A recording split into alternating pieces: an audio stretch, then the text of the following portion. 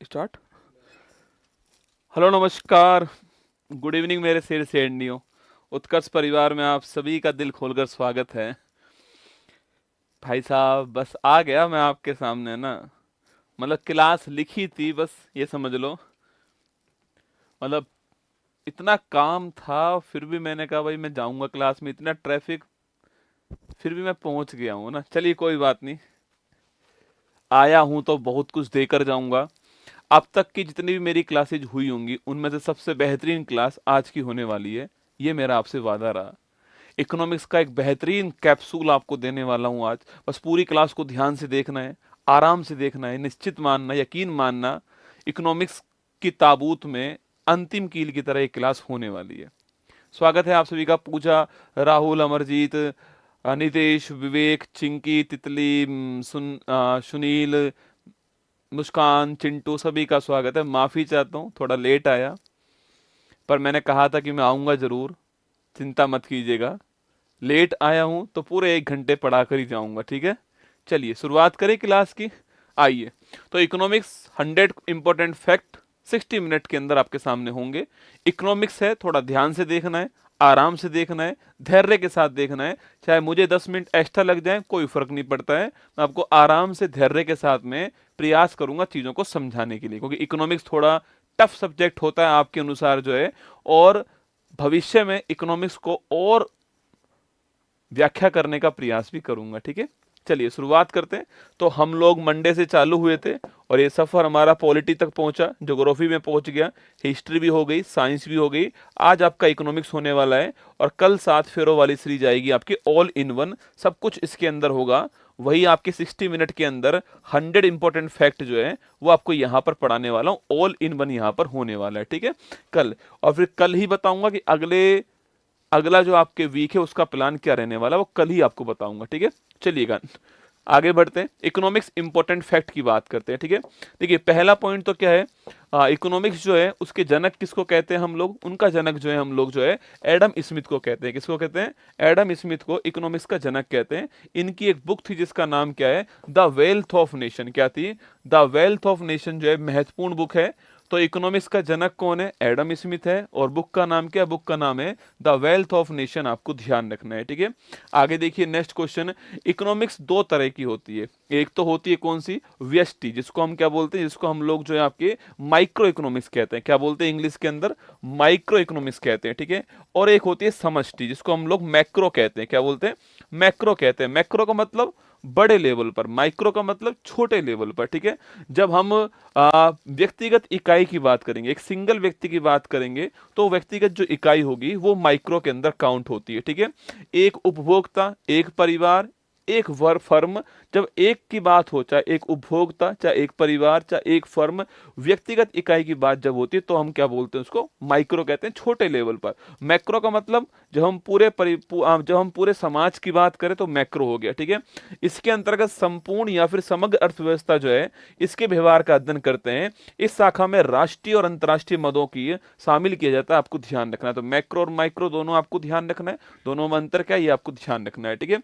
Economics की बात करूं तो आपसे दोस्तों, इकोनॉमिक्स जो है आपकी, इकोनॉमिक्स के अंदर जो सेक्टर की बात करें आपसे, ये सबसे महत्वपूर्ण क्वेश्चन में से एक है आपके कि इकोनॉमिक्स के क्षेत्र कौन कौन से होते हैं। एक होता है प्राइमरी सेक्टर, जो चीजें हमें प्रकृति से सीधा मिलती है वो होती है प्राइमरी सेक्टर के अंदर। मेरी बात सुनना आराम से, जो चीजें प्रकृति से सीधा हमको मिलती हैं वो सारी चीजें किस में आती हैं? प्राइमरी के अंदर आती हैं, ठीक है। तो प्राकृतिक संसाधनों के दोहन से संबंधित जो गतिविधियां होती है वो इसमें आती है, जैसे कि कृषि हो गई, एग्रीकल्चर होगी, वानिकी फॉरेस्ट हो गया आपके, मत्स्य पालन हो गया, पशुपालन हो गया, खनन हो गया, उत्खनन हो गया, ये सारी इसी में आएंगे, ठीक है। तो प्राइमरी सेक्टर में कौन सी होती है? जो चीजें सीधे प्रकृति से प्राप्त होती है वो प्राइमरी हो गई, ठीक है।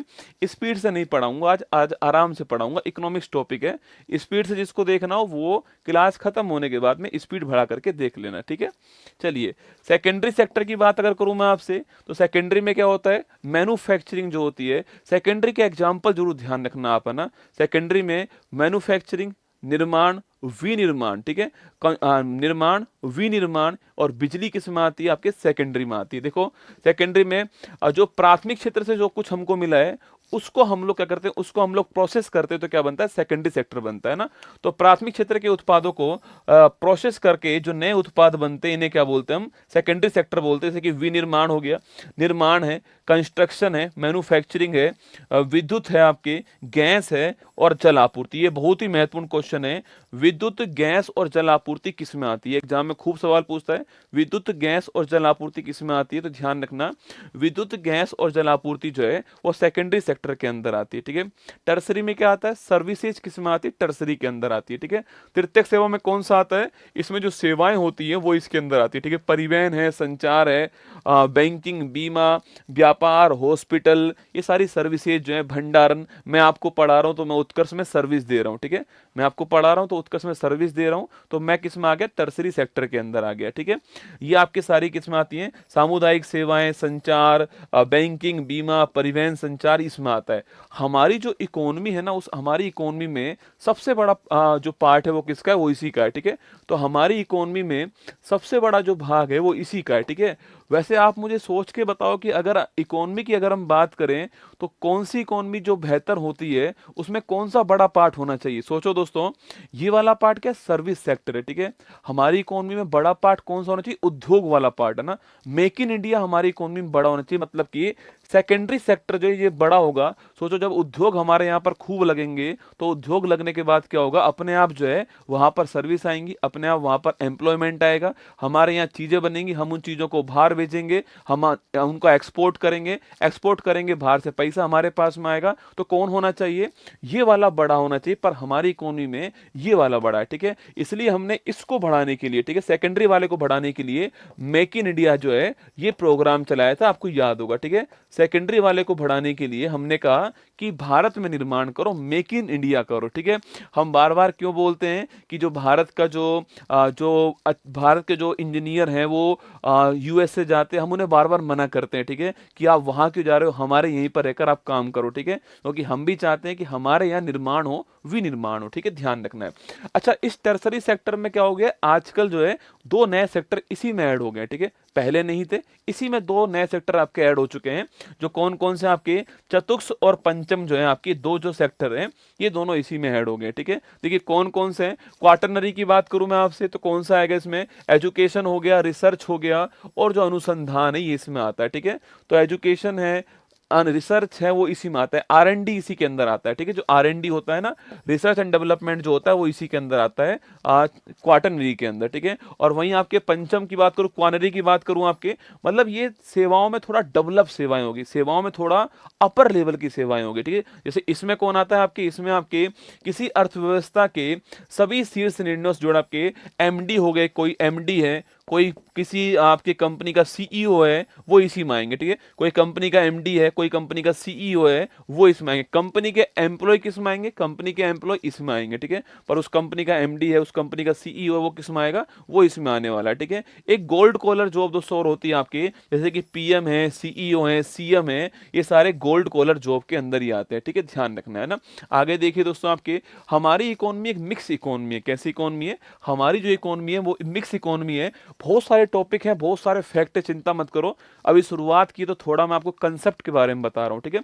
तो हमारी इकोनॉमी कैसी है, मिक्स इकोनॉमी है, ठीक है। एक इकोनॉमी होती है पूंजीवादी इकोनॉमी। पूंजीवादी दोस्तों मतलब होता है आपके कि मार्केट डिमांड सप्लाई के अकॉर्डिंग चलेगी, वो पूंजीवादी इकोनॉमी होती है। जैसे कि USA हो गया, इंग्लैंड हो गया, वो मार्केट डिमांड सप्लाई जो है वो उनसे चलती है, गवर्नमेंट का उसमें हस्तक्षेप कम से कम होता है, ठीक है। एक होती है समाजवादी इकोनॉमी, उसमें क्या होता है, उसमें गवर्नमेंट का हस्तक्षेप अधिक होता है समाजवादी में। हमारी जो इकोनॉमी है उसमें कहीं कहीं गवर्नमेंट का हस्तक्षेप है और कहीं कहीं हमारी इकोनॉमी के अंदर जो है वो निजीकरण भी है। तो हमारी इकोनॉमी दोनों का मिक्सअप होती है। हम जो है वो किस में आते हैं, मिक्स इकोनॉमी में आते हैं। कभी सवाल पूछे कि भारत किस में आएगा, पूंजीवादी में नहीं, समाजवादी में नहीं, दोनों का मिक्स जो होगा उसमें भारत आने वाला है, ठीक है। अच्छा, विकास के दोस्तों विकास के आधार पर पूछूं आपसे, तो विकास का जो आधार है, इस आधार पे हमारी इकोनॉमी एक विकासशील अर्थव्यवस्था है। जब मैं पैदा हुआ तब भी हमारी इकोनॉमी इकोनॉमी विकासशील अर्थव्यवस्था थी। और मुझे लग रहा है जब तुम्हारे बच्चे पैदा होंगे, मेरा बच्चा पैदा हुआ तब भी हमारी इकोनॉमी कौन सी है, विकासशील के अंदर है। और मुझे ऐसा प्रतीत हो रहा है, मुझे ऐसा लग रहा है कि जब तुम्हारे बच्चे होंगे तब भी क्या होगी, इकोनॉमी विकासशील ही होने वाली है। हमारा टारगेट है कि हम 2047 तक, जब आज़ादी के 100 साल पूरे होंगे, तो हम जो है वो डेवलप कंट्री बन जाएं, हम विकसित देश बन जाएं। और आपने देखा होगा अभी जो हमारा जो बजट आया था ना, उस बजट में हमारा डेस्टिनेशन क्या है, याद करो, हमारा गंतव्य क्या था, आपके विकसित राष्ट्र बनाना, वो हमारा गंतव्य था, वो हमारा डेस्टिनेशन था ना। और वो 2047 हमने तय किया है। ठीक है, चलिए आगे चलिए। हम अभी वर्ल्ड की कौन से नंबर की इकोनॉमी है, 5वें नंबर की इकोनॉमी है। अभी हमने इंग्लैंड जो है इसको पीछे छोड़ दिया, आपको ध्यान रखना है। ठीक है, हमने इंग्लैंड को पीछे छोड़ दिया है। आईएमएफ के अनुसार बात करूं तो हमारी इकोनॉमी का साइज कितना बड़ा है, 4.27 ट्रिलियन डॉलर जो है वो हमारी इकोनॉमी का साइज है। ठीक है, 4.27 ट्रिलियन। दोस्तों आप जानते हो कितना होता है, देखो अगर दोस्तों बात करूं आपसे, मिलियन कितना होता है, 10 की पावर 6, 10 लाख जो है वो मिलियन होता है। ठीक है, बिलियन पूछूं आपसे, 10 की पावर 9 होता है बिलियन। ठीक है, और 10 की पावर जो 12 है ये होता है ट्रिलियन। क्या होता है, ट्रिलियन होता है, आपको ध्यान रखना है ना। तो 10 की पावर 6, 10 की पावर 9, 10 की पावर 12, मिलियन, बिलियन, ट्रिलियन आपको ध्यान रखना है। ठीक है, चलिए आगे चलते हैं। नेक्स्ट क्वेश्चन आपके सामने। अब जो विकास दर की बात करते हैं, ठीक है, देखो सारे के सारे लेटेस्ट आंकड़े भी मैंने आपको शामिल कर दिए इसमें। ये एकदम लेटेस्ट आंकड़ा 1 फरवरी 2025 का आंकड़ा आपके सामने देख लिया। हमारी जो इकोनॉमी की जो ग्रोथ रेट होने वाली है वो हमने अभी जो बताई है हमारे बजट के अंदर, वो कितनी होने वाली है। तो 2024-25 के लिए जो हमारी इकोनॉमी की जो ग्रोथ रेट होगी आपकी, वो 6.4% आपकी होने वाली है। और जो अगला वर्ष होगा, मतलब 25-26 जो होने वाला है, उसमें 6.3% से 6.8% जो है वो हमारी इकोनॉमी की ग्रोथ रेट होगी। ठीक है, ये स्टेट्स यहाँ पर आपको दिखाई दे रहे हैं, ये फोटो आपको यहाँ पर दिखाई दे रहा है। इसमें जीडीपी की ग्रोथ रेट आपको यहाँ पर दिखाई दे रही है। और यहाँ देखो आप 2024-25 के अंदर 6.4% आपके, 2023-24 के अंदर 8.2% थी, और 2025-26 के अंदर जो है ये 6.3% से 6.8% जो है वो रहने का अनुमान है, आपको ध्यान रखना है। ठीक है, इसी दोस्तों इसी फोटो के अंदर 2 क्वेश्चन और हमारे एग्जाम के लिए महत्वपूर्ण बन सकते हैं। ठीक है, एक क्वेश्चन बन सकता है कि हमारा विदेशी मुद्रा भंडार कितना है, हमारा फॉरेक्स कितना है। ठीक है, हमारा विदेशी मुद्रा भंडार जो है, हमारा जो फॉरेन एक्सचेंज है वो कितना हो गया, ये सवाल बन सकता है। ठीक है, तो लिखिएगा 2024-25 की बात करूं आपसे, जो 24-25 हमारा चल रहा है, इसमें हमारा फॉरेक्स कितना हो गया है, 634.6 आपके बिलियन डॉलर जो है इतना हमारा हो गया। ठीक है, देखो यहाँ पे लिख रहा है। ठीक है, 634.6 जो है बिलियन डॉलर हमारा क्या हो गया, विदेशी मुद्रा भंडार। ये आंकड़ा भी आपको ध्यान रखना है, एग्जाम में सवाल पूछ सकता है आपसे। ठीक है, आगे चलिए। हमने जो न्यू इकोनॉमी पॉलिसी अपनाई थी वो 1991 के अंदर अपनाई थी, आपको याद होगा। ठीक है, 1991 की बात याद कीजिए, जब हमारे पास में विदेशी मुद्रा नहीं बची थी, हमें आयात करने थे, हमें तेल मंगाना था, पर हमारे पास पैसा नहीं था, डॉलर पाउंड हमारे पास नहीं थे। तो हमने आईएमएफ से बात कही कि हमें भाई इस समय विदेशी मुद्रा चाहिए। ठीक है, आईएमएफ को पता लग चुका था कि हम जो है एक बड़ा मार्केट है, हमारे पास अच्छी पॉपुलेशन आपकी युवा है, जो समोसा भी खा सकती है, चटनी भी पी सकती है, हमारे पास ऐसी आपके क्या है युवा है। तो वो ये बात जानते थे, विकसित देशों के पास में माल तो बहुत है रसगुल्ला, पर उसको खाने वाला कोई भी नहीं है ना। हमारे पास में माल नहीं है पर खाने वाले हमारे पास बहुत सारे हैं, ये बात वो जानते थे। इसलिए उन्होंने हमसे क्या बोला कि हम ठीक है आपको पैसा वैसा देंगे, पर आपको एक काम करना पड़ेगा। हमने पूछा क्या आपके, उन्होंने कहा कि आपको अपना मार्केट हमारे लिए खोलना पड़ेगा। ठीक है, वैश्वीकरण करना पड़ेगा। सेकंड, उन्होंने कहा कि आपके मार्केट में प्राइवेट को एंट्री देनी पड़ेगी, निजीकरण आपको करना पड़ेगा। थर्ड, उसने कहा कि आपको अपने यहाँ पर गवर्नमेंट का प्रभाव कम करना पड़ेगा, आपको उदारीकरण करना पड़ेगा। तो उसने एलपीजी की हमसे बात करी, और वो बात कब होती है, 24 जुलाई 1991। हमको माननी पड़ी, हमारी मजबूरी थी। तो 24 जुलाई 1991 को हमारे यहाँ पर न्यू एजुकेशन पॉलिसी आती है, और जो पहले हमारे यहाँ पर लाइसेंस, गवर्नमेंट की अनुमति चाहिए हर चीज में, परमिट लीजिए गवर्नमेंट से, कोटा है गवर्नमेंट का, इसके स्थान पर हमने जो जो है लिबरलाइजेशन, प्राइवेटाइजेशन, ग्लोबलाइजेशन, उदारीकरण, निजीकरण और वैश्वीकरण जो है इसको हमने अपना लिया था। और वही आपके उस समय वित्त मंत्री भारत के मनमोहन सिंह थे, आप जानते हो, और उस समय नरसिम्हा राव जो है भारत के प्रधानमंत्री थे, इसलिए इसको राव मनमोहन मॉडल कहते हैं, आपको ध्यान रखना है। ठीक है, आगे चलिए, नेक्स्ट पॉइंट दोस्तों आपके सामने। अच्छा, हमारे यहाँ पर जो हमारे यहाँ पर महारत्न कंपनी, अगर उसकी संख्या की बात की जाए आपसे, तो वो कितनी है वर्तमान में? 14 जो है हमारे यहाँ पर महारत्न कंपनी है। और लेटेस्ट कौन सी आपके? तो लेटेस्ट आपके हिंदुस्तान एरोनॉटिकल लिमिटेड जो है वो लेटेस्ट महारत्न कंपनी, आपको ध्यान रखना है। ठीक है, कभी सवाल पूछे आपसे कि भाई भारत में वर्तमान में कितनी महारत्न कंपनी है, तो ध्यान रखिएगा 14 महारत्न कंपनी भारत में है, और हिंदुस्तान एरोनॉटिकल लिमिटेड जो है वो भारत की एक महारत्न कंपनी, आपको ध्यान रखना है। ठीक है, आगे देखिए दोस्तों, नेक्स्ट आपके नेशनल इनकम की बात करते हैं। किसकी? नेशनल इनकम टॉपिक की बात करते हैं। सबसे पहले जो राष्ट्रीय हमारी जो आय है इसकी गणना करने वाले कौन थे? दादा भाई नौरोजी ने गणना की, आपको ध्यान रखना है। किसने की है? दादा भाई नौरोजी जो है इन्होंने गणना की है। और वर्ष कौन सा आपके? वर्ष है 1868 के अंदर, आपको ध्यान रखना है। ठीक है, इनकी एक बड़ी फेमस पुस्तक आप जानते होंगे, poverty and unBritish rule in India. कौन सी है? Poverty and unBritish rule in India, आपकी इनकी पुस्तक है। और इन्होंने जो पर कैपिटम इनकम है आपके, वो कितनी बताई आपके? वो बताई आपके 20 रुपए प्रति वर्ष। ठीक है, उस समय की बात दोस्तों, आज की बात नहीं है, उस समय की। नवरत्न कंपनी 24 है, नहीं, अब 25-26 भी आपके आ चुकी हैं। जो IRCTC आपके, वो आपके आ चुकी है। एक IRPF भी बन चुकी है, आपके 26 हो चुकी है ना नवरत्न कंपनी। अगर आज की बात करूं, आज तारीख है 7 तारीख और मार्च का महीना है और 2025 है, तो आपकी कितनी हो चुकी है? 26 हो चुकी है नवरत्न कंपनी। ठीक है, ये चेंज होना बहुत ही नॉर्मल है। ठीक है, इसका चेंज होना बहुत ही मतलब क्रूशियल है, ये बहुत कम चेंज होती है ना। चलिए आगे चलते हैं, नेक्स्ट क्वेश्चन आपके। तो poverty and unBritish rule in India आपकी पुस्तक है दादा भाई नौरोजी की, और इन्होंने आपकी जो पर कैपिटा इनकम है आपके 20 रुपए प्रति वर्ष बताई है, आपको उस समय की बात है। और राष्ट्रीय आय की गणना करने वाले पहले व्यक्ति भी यही थे, आपको ध्यान रखना है। ठीक है, अच्छा, राष्ट्रीय आय समिति जो बनाई थी हमने उस समय आपके, कब बनाई थी? 1949 में बनाई थी, है ना। और उसके अध्यक्ष कौन थे? PC महालनोबिस जो है वो उसके अध्यक्ष थे ना। PC महालनोबिस को आप जानती होंगे, इन्हें तो आप परिचित होंगे। इन्हें क्या बोलते हैं? भारत में स्टैटिक्स जो है उसके जनक किसको बोलते हैं? इन्हें कहते हैं। और इनके बर्थडे की तारीख याद कीजिए, कौन सी है? 29 जून जो है वो इनके बर्थडे की तारीख है। और इस तारीख को हम लोग क्या बनाते हैं आपके? इस तारीख को हम लोग जो है नेशनल स्टैटिक्स डे जो है वो बनाते हैं, आपको ध्यान रखना है PC महालनोबिस के बारे में। ठीक है, आगे बढ़िए, नेक्स्ट क्वेश्चन। CSO, ये बहुत सारे एग्जाम में लगातार सवाल आता है एग्जाम में CSO के बारे में। ठीक है, सेंट्रल स्टैटिक्स ऑफिस इसका नाम है। कब इसका निर्माण हुआ? तो 1951 के अंदर 2 मई को इसका निर्माण हुआ, आपको ध्यान रखना है। मुख्यालय कहां पर है? नई दिल्ली के अंदर इसका मुख्यालय है। इसके पहले अध्यक्ष कौन थे? वही PC, वही जो राष्ट्रीय समिति थी ना आपके, ये राष्ट्रीय आय समिति जो है यही भविष्य में क्या बन गई? CSO बन गई। वही PC महालनोबिस साहब जो है वही इसके क्या बन गए? हेड बन गए, जो भारत में जनक है इसके। और दिवस आपकी 29 जून, मैंने आपको अभी लिखा है। अच्छा, अभी कुछ दिनों पहले क्या हुआ दोस्तों? अभी कुछ दिनों पहले जो CSO है इसमें हमने किसको मिला दिया? नेशनल सैंपल सर्वे ऑर्गेनाइजेशन को मिला दिया। ठीक है, तो जो CSO है, जो सेंट्रल स्टैटिक जो ऑफिस है, इसी में हमने किसको मिलाया? नेशनल सैंपल सर्वे ऑर्गेनाइजेशन को मिला दिया। और इसको मिलाने के बाद हमने क्या नाम दिया नए आपके?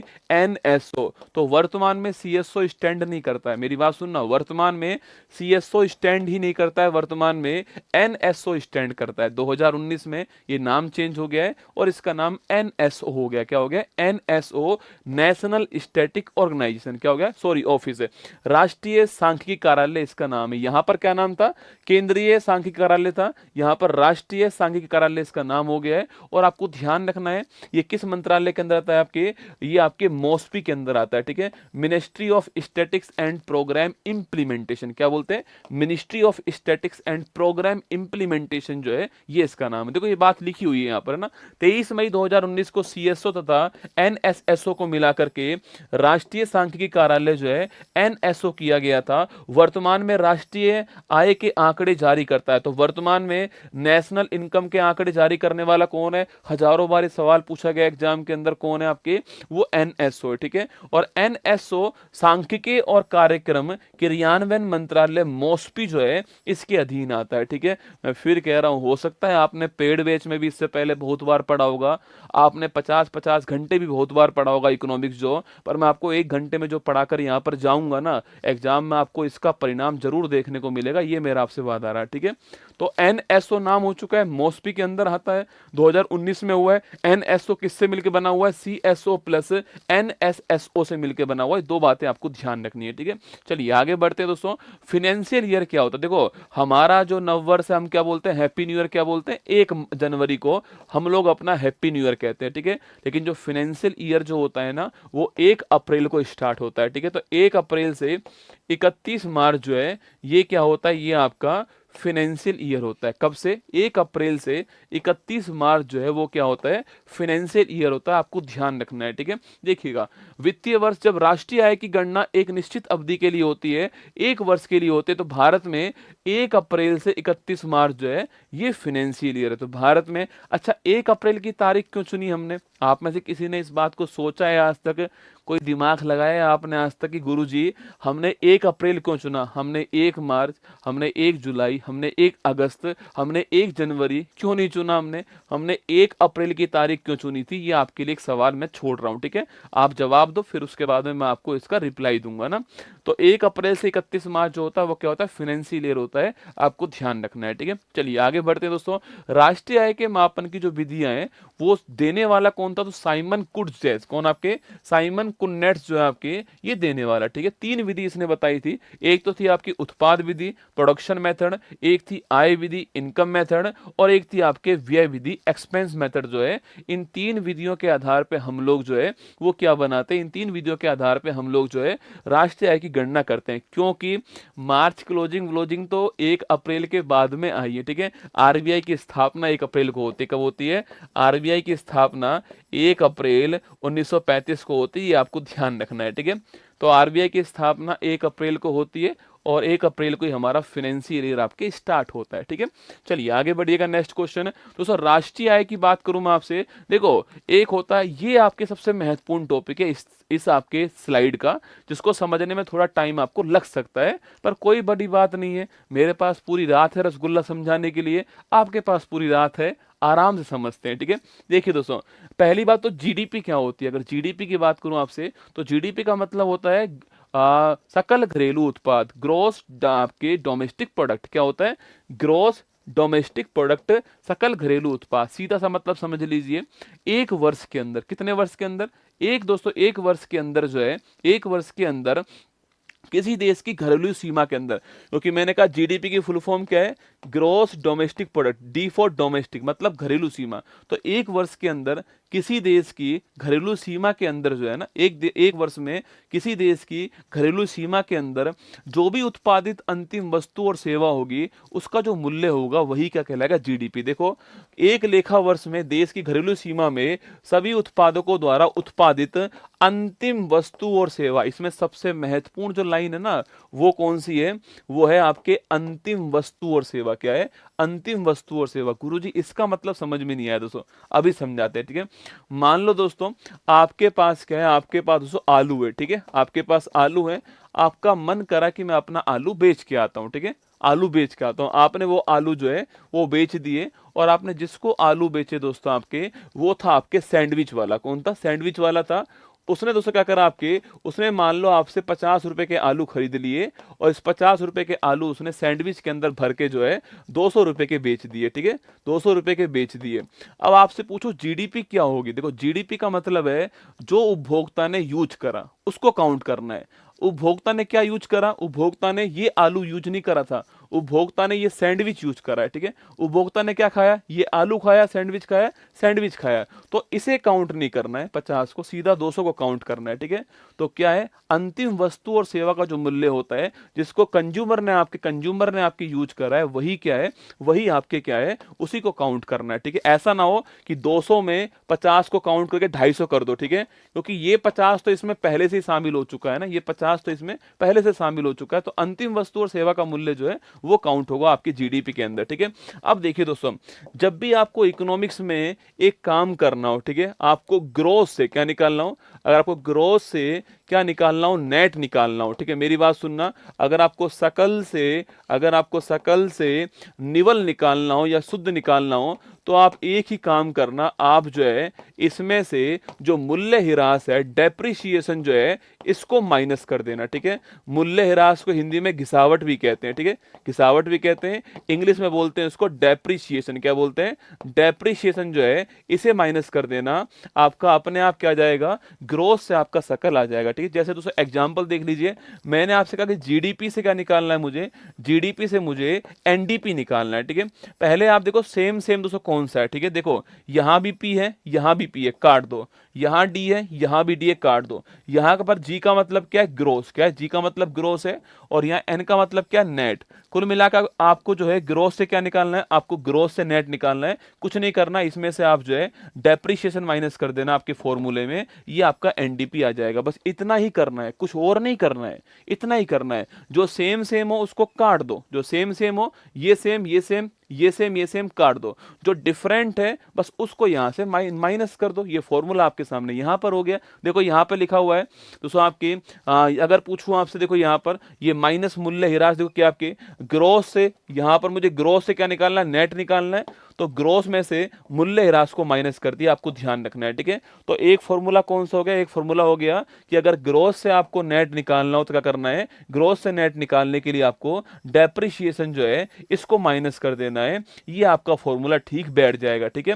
सेकंड दोस्तों, आपके सेकंड देखिए, अगर दोस्तों आपको मान लो, अगर दोस्तों आपको घरेलू से, तो ठीक है, अगर दोस्तों आपको डोमेस्टिक से क्या करना हो, अगर आपको डोमेस्टिक से अगर आपको नेशनल निकालना हो, ठीक है, अगर आपको घरेलू से राष्ट्रीय निकालना हो ना, अगर आपको घरेलू से राष्ट्रीय निकालना हो, एग्जाम्पल दूंगा अभी, है ना, घरेलू से राष्ट्रीय निकालना हो तो कुछ नहीं करना है, तो आपको इसके अंदर जो है विदेश से प्राप्त जो आय होती है, नेट इनकम फ्रॉम अब्रोड, ठीक है, विदेश से प्राप्त जो आय होती है इसको आपको माइनस कर देना है, प्लस कर देना है, ठीक है, विदेश से प्राप्त जो आय है इसे प्लस कर देना है, नेट इनकम फ्रॉम अब्रोड, है ना, नेट इनकम फ्रॉम अब्रोड जो है इसको आपको प्लस करना है। एग्जाम्पल देखिए दोस्तों आपके, जैसे मान लो आपके पास दोस्तों यहाँ पर जीडीपी है, ठीक है, और आपसे कह दिया कि आपको जीएनपी निकालना है, क्या निकालना है, जीएनपी।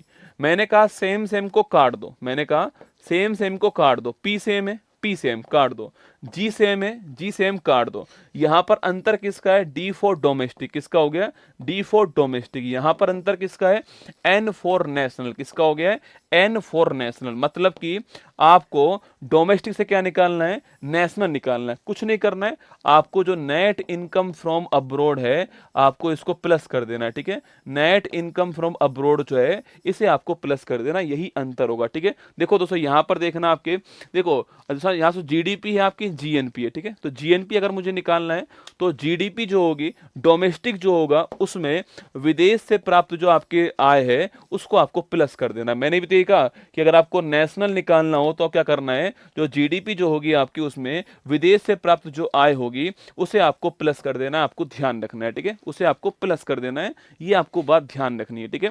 अच्छा दोस्तों अगला पॉइंट देखिए आपके सामने, अगर आपसे पूछूं भाई राष्ट्रीय दोस्तों आय जो है आपकी, राष्ट्रीय आय क्या होती है, ठीक है, नेशनल इनकम क्या होती है, राष्ट्रीय आय दोस्तों क्या होती है, तो ध्यान रखना राष्ट्रीय आय होती है एनएनपी एट फैक्टर कॉस्ट, ये लाइन जरूर ध्यान रखना, राष्ट्रीय आय क्या होती है, राष्ट्रीय आय होती है net national income, net national product, net national product, और किसके ऊपर, ये आपके फैक्टर कॉस्ट के ऊपर, ये आपको ध्यान रखना है, ठीक है। एग्जाम में ये सवाल भी पूछता है, इसी को हिंदी में बोलते हैं आपके शुद्ध राष्ट्रीय उत्पाद, क्या है, शुद्ध राष्ट्रीय उत्पाद किसके ऊपर लिखना, ये आपके शुद्ध राष्ट्रीय जो उत्पाद है वो लिखना, वो कारक लागत के ऊपर आपको ध्यान रखना है, ठीक है। फैक्टर कॉस्ट के ऊपर जो है ये आपको नेशनल इनकम के अंदर ध्यान रखना है। नेशनल इनकम क्या होता है, हाँ जिसके ऊपर से जा रहा है कोई बात नहीं दोस्तों, ऐसे उछल जाओ जोर से, है ना, जोर से उछल जाओगे तो वो आपके सीधा यहां से चला जाएगा, ठीक है। तो मैंने आपसे कहा जो राष्ट्रीय आय, अरे जितनी बातें कह रहा हूं उतनी याद नहीं कर सकते तुम लोग, मतलब मैंने आपको केवल दो फॉर्मूले लिखा है, दो फॉर्मूले लिखा है केवल, कि सकल से निवल निकालना हो, मूल्य ह्रास माइनस करना, कुछ नहीं करना है। एक मैंने कहा घरेलू से राष्ट्रीय निकालना हो तो विदेशों से प्राप्त आय को जोड़ देना है, ठीक है। और एक मैंने कहा है आपसे कि राष्ट्रीय आय जो होती है वो क्या होती है, net national product factor cost आपको ध्यान रखना है, ठीक है। शुद्ध राष्ट्रीय उत्पाद कारक लागत के ऊपर आपको ध्यान रखना है, बस इतना ही करना है। अगर ये तीन बातें भी आपने याद कर ली तो पेपर में सवाल गलत नहीं होगा। आपको क्या मतलब इस बात से, और आपको ज्ञान थोड़ी देना है, पेपर में सवाल ठीक करना है। ये तीन बातें याद कर लो, गारंटी मेरी आपसे कि आपका पेपर का सवाल गलत नहीं होगा इस वाले टॉपिक का, ठीक है। तीन बातें, ग्रोथ से नेट निकालना है तो क्या करना है आपको, ग्रोथ से नेट निकालने के लिए मूल्य ह्रास माइनस करना है। अगर आपको डोमेस्टिक से क्या निकालना है, डोमेस्टिक से नेशनल निकालना है तो आपको जो विदेश से जो प्राप्त आय उसको जोड़ देना है। और अगर आपको राष्ट्रीय आय निकालना हो तो क्या होगा, net national product factor cost आपको ध्यान रखना है, ठीक है। इतनी दोस्तों बात नोट कर लीजिए, ठीक है। अच्छा दोस्तों आप सोच के बताओ मुझे कि दोस्तों अगर मुझे मान लो दोस्तों, अगर मुझे समोसा दोस्तों बनाना है, ठीक है, अगर मुझे मान लो समोसा जो है इसको बनाना है किसी फैक्ट्री के अंदर, ठीक है, तो क्या क्या चाहिए दोस्तों, सोच के बताओ। अगर समोसा निकालना हो तो मुझे क्या क्या चाहिएगा। देखो यहां पर पहली बात दोस्तों मुझे चाहिए कि आपकी भूमि चाहिए जहां पर मैं फैक्ट्री बनाऊंगा, ठीक है, जहां पर मैं फैक्ट्री बनाऊंगा वो मुझे भूमि चाहिए, लैंड चाहिए, ठीक है। अगला दोस्तों आपके सेकंड दोस्तों मुझे क्या चाहिए, आपके सेकंड मुझे पैसा चाहिए, कैपिटल चाहिए, ठीक है। सेकंड मुझे कैपिटल चाहिए, पूंजी चाहिए, है ना, क्या चाहिए, पूंजी चाहिए, कैपिटल चाहिए, ठीक है। बिना समोसा कैसे बनेगा रसगुल्ला बिना पूंजी के। थर्ड दोस्तों मुझे चाहिए लेबर, ठीक है, समोसा बनाने वाली जो लेबर है आपकी वो चाहिए, मतलब श्रम चाहिए मुझे, ठीक है। और फोर्थ दोस्तों आपके उन लेबरों को कंट्रोल करने वाला एक एंटरप्रेन्योर चाहिए, भाई उद्यमी चाहिए ना, एक एंटरप्रेन्योर चाहिए जो उन सब लेबरों से काम करवा सके, एक उद्यमी मुझे चाहिए, ठीक है, एक उद्यमी जो है वो मुझे चाहिए यहाँ पर, ठीक है। तो ये चार चीजें मुझे दोस्तों, अरे आलू मैदा सब आ जाएगा रसगुल्ला, अगर पूंजी जेब में होगी ना तो आलू मैदा मिर्ची बड़ा सब आएगा। तुम तो यार अपने काम की बात करते हो, अरे जब मेरे जेब में पैसा होगा तो आलू मैदा चटनी वटनी सब ले आऊंगा मैं, चिंता मत करो तुम, ठीक है। तो ये चार चीजें चाहिए होती है इकोनॉमिक्स में। इकोनॉमिक्स में कोई भी चीज बनानी हो तो इकोनॉमिक्स के चार ही क्या होते हैं, फैक्टर होते हैं। मेरी बात सुनना, इकोनॉमिक्स के चार फैक्टर होते हैं। कौन कौन से होते हैं, भूमि होती है, लैंड, कैपिटल होता है पूंजी, एक आपके एंटरप्रेन्योर उद्यमी होता है, और एक आपका लेबर होता है, श्रम होता है। अच्छा दोस्तों भूमि जो होगी इसको क्या देने वाला हूं मैं, भूमि को देने वाला हूं रेंट, क्या देने वाला हूं, भूमि का देने वाला हूं रेंट, मतलब कि भूमि को देने वाला हूं मैं किराया, ठीक है। कैपिटल जो होगी इसको दूंगा इंटरेस्ट, किसी से पैसा लूंगा तो उसको क्या दूंगा, आपके उसको दूंगा ब्याज, है ना। तो कैपिटल को देने वाला हूं इंटरेस्ट, क्या देने वाला हूं, ब्याज देने वाला हूं, आपको ध्यान रखना है, ठीक है। दोस्तों एंटरप्रेन्योर जिसको मैं काम पे रखूंगा, एंटरप्रेन्योर को, उसको मिलेगा प्रॉफिट, क्या मिलेगा, प्रॉफिट मिलेगा उसको, उसको मिलेगा लाभ, ठीक है। और जो लेबर होगा इसको मिलने वाला क्या है, इसको मिलने वाली है इसकी मजदूरी, वेज, क्या मिलने वाला है, इसको मजदूरी मिलने वाली, आपको ध्यान रखना है, ठीक है। तो कुल मिला के चार चीजें हुई, कौन कौन सी हुई, देखो चार चीजें कौन कौन सी, रेंट हो गया, वेज हो गया, प्रॉफिट हो गया और इंटरेस्ट हो गया, ठीक है। अगर आप इन चारों को जोड़ दे तो किसको, रेंट को, इसके अलावा इंटरेस्ट को, इसके अलावा वेज को और प्रॉफिट को, अगर इन चारों को आप जोड़ देते हो तो भी ये राष्ट्रीय आय बन जाती है, नेशनल इनकम। कभी सवाल पूछे ना आपसे कि नेशनल इनकम के दो फॉर्मूले लिखा दिए मैंने आपको, एक तो एनएनपी एट फैक्टर कॉस्ट लिखा दिया है, और एक मैंने आपको ये वाला फॉर्मूला लिखा दिया है कि अगर आप लागत को, इसके अलावा अगर आप रेंट किराया को, अगर आप इंटरेस्ट ब्याज को, अगर आप वेज मजदूरी को, और अगर आप लाभ को जोड़ देते हो तो क्या बन जाता है, तो बन जाता है नेशनल इनकम। आपको ध्यान है, कभी सवाल पूछ ले ऐसा तो मैंने आपको यहाँ पर स्पष्ट कर दिया है। सवाल ऐसे पूछ ले कि भाई पूंजी को क्या मिलता है, सवाल पूछे एंटरप्रेन्योर को क्या मिलता है, ऐसे भी पूछ सकता है आपसे, ठीक है, ध्यान रखना है। चलिए दोस्तों आगे बढ़ते हैं। एक होता है हिंदू ग्रोथ रेट, क्या होता है, हिंदू ग्रोथ रेट होता है।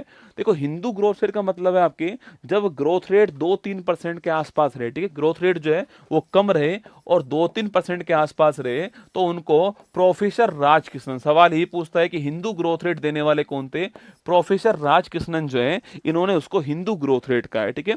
तो जब आपके ग्रोथ रेट कम रहे, 2-3% के आसपास रहे, तो उसको प्रोफेसर राजकृष्णन जो है उन्होंने हिंदू ग्रोथ रेट वर्ड नाम दिया, आपको ध्यान रखना है, ठीक है। चलिए दोस्तों आगे बढ़ते हैं आपके। अब देखिए प्लानिंग सबसे महत्वपूर्ण चैप्टर यही है आपके, जिसकी हम बात करते हैं प्लानिंग की, मतलब जिसकी हम 5 ईयर प्लान की बात करते हैं, ठीक है। देखिए प्लानिंग की बात करूं आपसे दोस्तों, आयोजन की बात करूं, सबसे पहली बार भारत में प्लानिंग के बारे में बताने वाले कौन थे, इनका नाम ध्यान रखना, वो थे आपके सर विश्वेश्वरैया। कौन थे? कई लोग तो इसका नाम भी नहीं बोल पाते है ना, कई लोग तो इनका नाम नहीं बोल पाते, सर विश्वेश्वरैया, ठीक है। तो जो सर विश्वेश्वरैया साहब हैं, इन्होंने भारत के लिए नियोजित अर्थव्यवस्था नामक पुस्तक जो है इसको बनाया था। लिख लो, स्टार लगा लेना इस बात को कि भारत के लिए नियोजित अर्थव्यवस्था जो है, ये पुस्तक का निर्माण करने वाले कौन थे? 1934 के अंदर सर विश्वेश्वरैया जो है वो निर्माण करने वाले इस पुस्तक का ध्यान रखना है, ठीक है।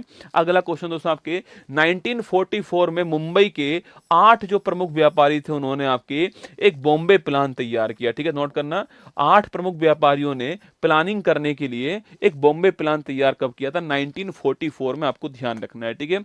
अगला दोस्तों आपके, जयप्रकाश नारायण ने 1950 में सभी का उदय हो सर्वोदय योजना जो है ये प्रकाशित की है, ठीक है।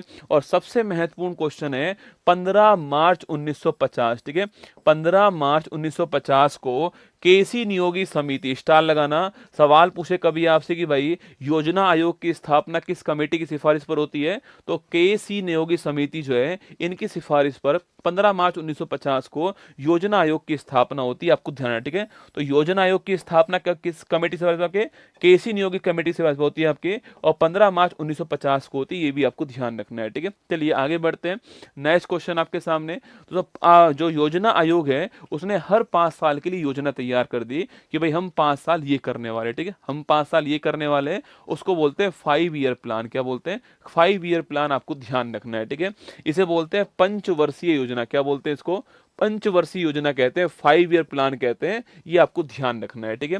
5 वर्षों के लिए दोस्तों योजना आती है। अब तक भारत में 12 पंचवर्षीय योजनाएं आ चुकी हैं और 6 वार्षिक योजनाएं जो हैं ये भी आ चुकी हैं, ठीक है, ये आपको ध्यान रखना है। अच्छा, भारत में पंचवर्षीय योजना है, इसका जनक कौन है भारत में? पंडित जवाहरलाल नेहरू, आपको नोट करना है, ठीक है। तो फादर ऑफ 5 ईयर प्लान पूछूं आपसे, फादर ऑफ प्लानिंग पूछूं कौन है, तो वो है आपके पंडित जवाहरलाल नेहरू, आपको ध्यान रखना है, ठीक है। डिंपल कैसी हो आप? अरे मैं थप्पड़ मारूंगा तेरा डिंपल गायब हो जाएगा रसगुल्ला ना, तो चुपचाप पढ़ ले, वरना पता लगा जिंदगी में इकोनॉमी खराब होगी तेरी, है ना। असली लड़ाई दोस्तों इसी की है, इकोनॉमी की, है ना। असली लड़ाई किसकी है? इसी की, कि नौकरी लगने के बाद सैलरी आएगी। पढ़ ले चुपचाप, वरना पता लगा इकोनॉमी खराब हो गई, ठीक है। चुपचाप पढ़ ले ना। आगे देखिए नेक्स्ट क्वेश्चन, 5 ईयर प्लान की बात करते हैं, ठीक है। तो जो पहली जो 5 ईयर प्लान थी वो 1951 के अंदर आती है, 56 तक रहती है, ठीक है। तो पहली जो पंचवर्षीय योजना है वो 51 से 56 के बीच रहती है। इसका मॉडल कौन था? आपके हैरोल्ड डोमर मॉडल था, आपको ध्यान रखना है, ठीक है। तो जो पहली 5 ईयर प्लान थी इसका मॉडल कौन सा है? हैरोल्ड डोमर मॉडल, आपको ध्यान रखना है। इसमें किस पर बल दिया हमने? एग्रीकल्चर के ऊपर। किसके ऊपर? कृषि जो है इसके ऊपर हमने इसमें बल दिया, ठीक है। इसमें हमने ग्रोथ रेट क्या सोची थी रसगुल्ला?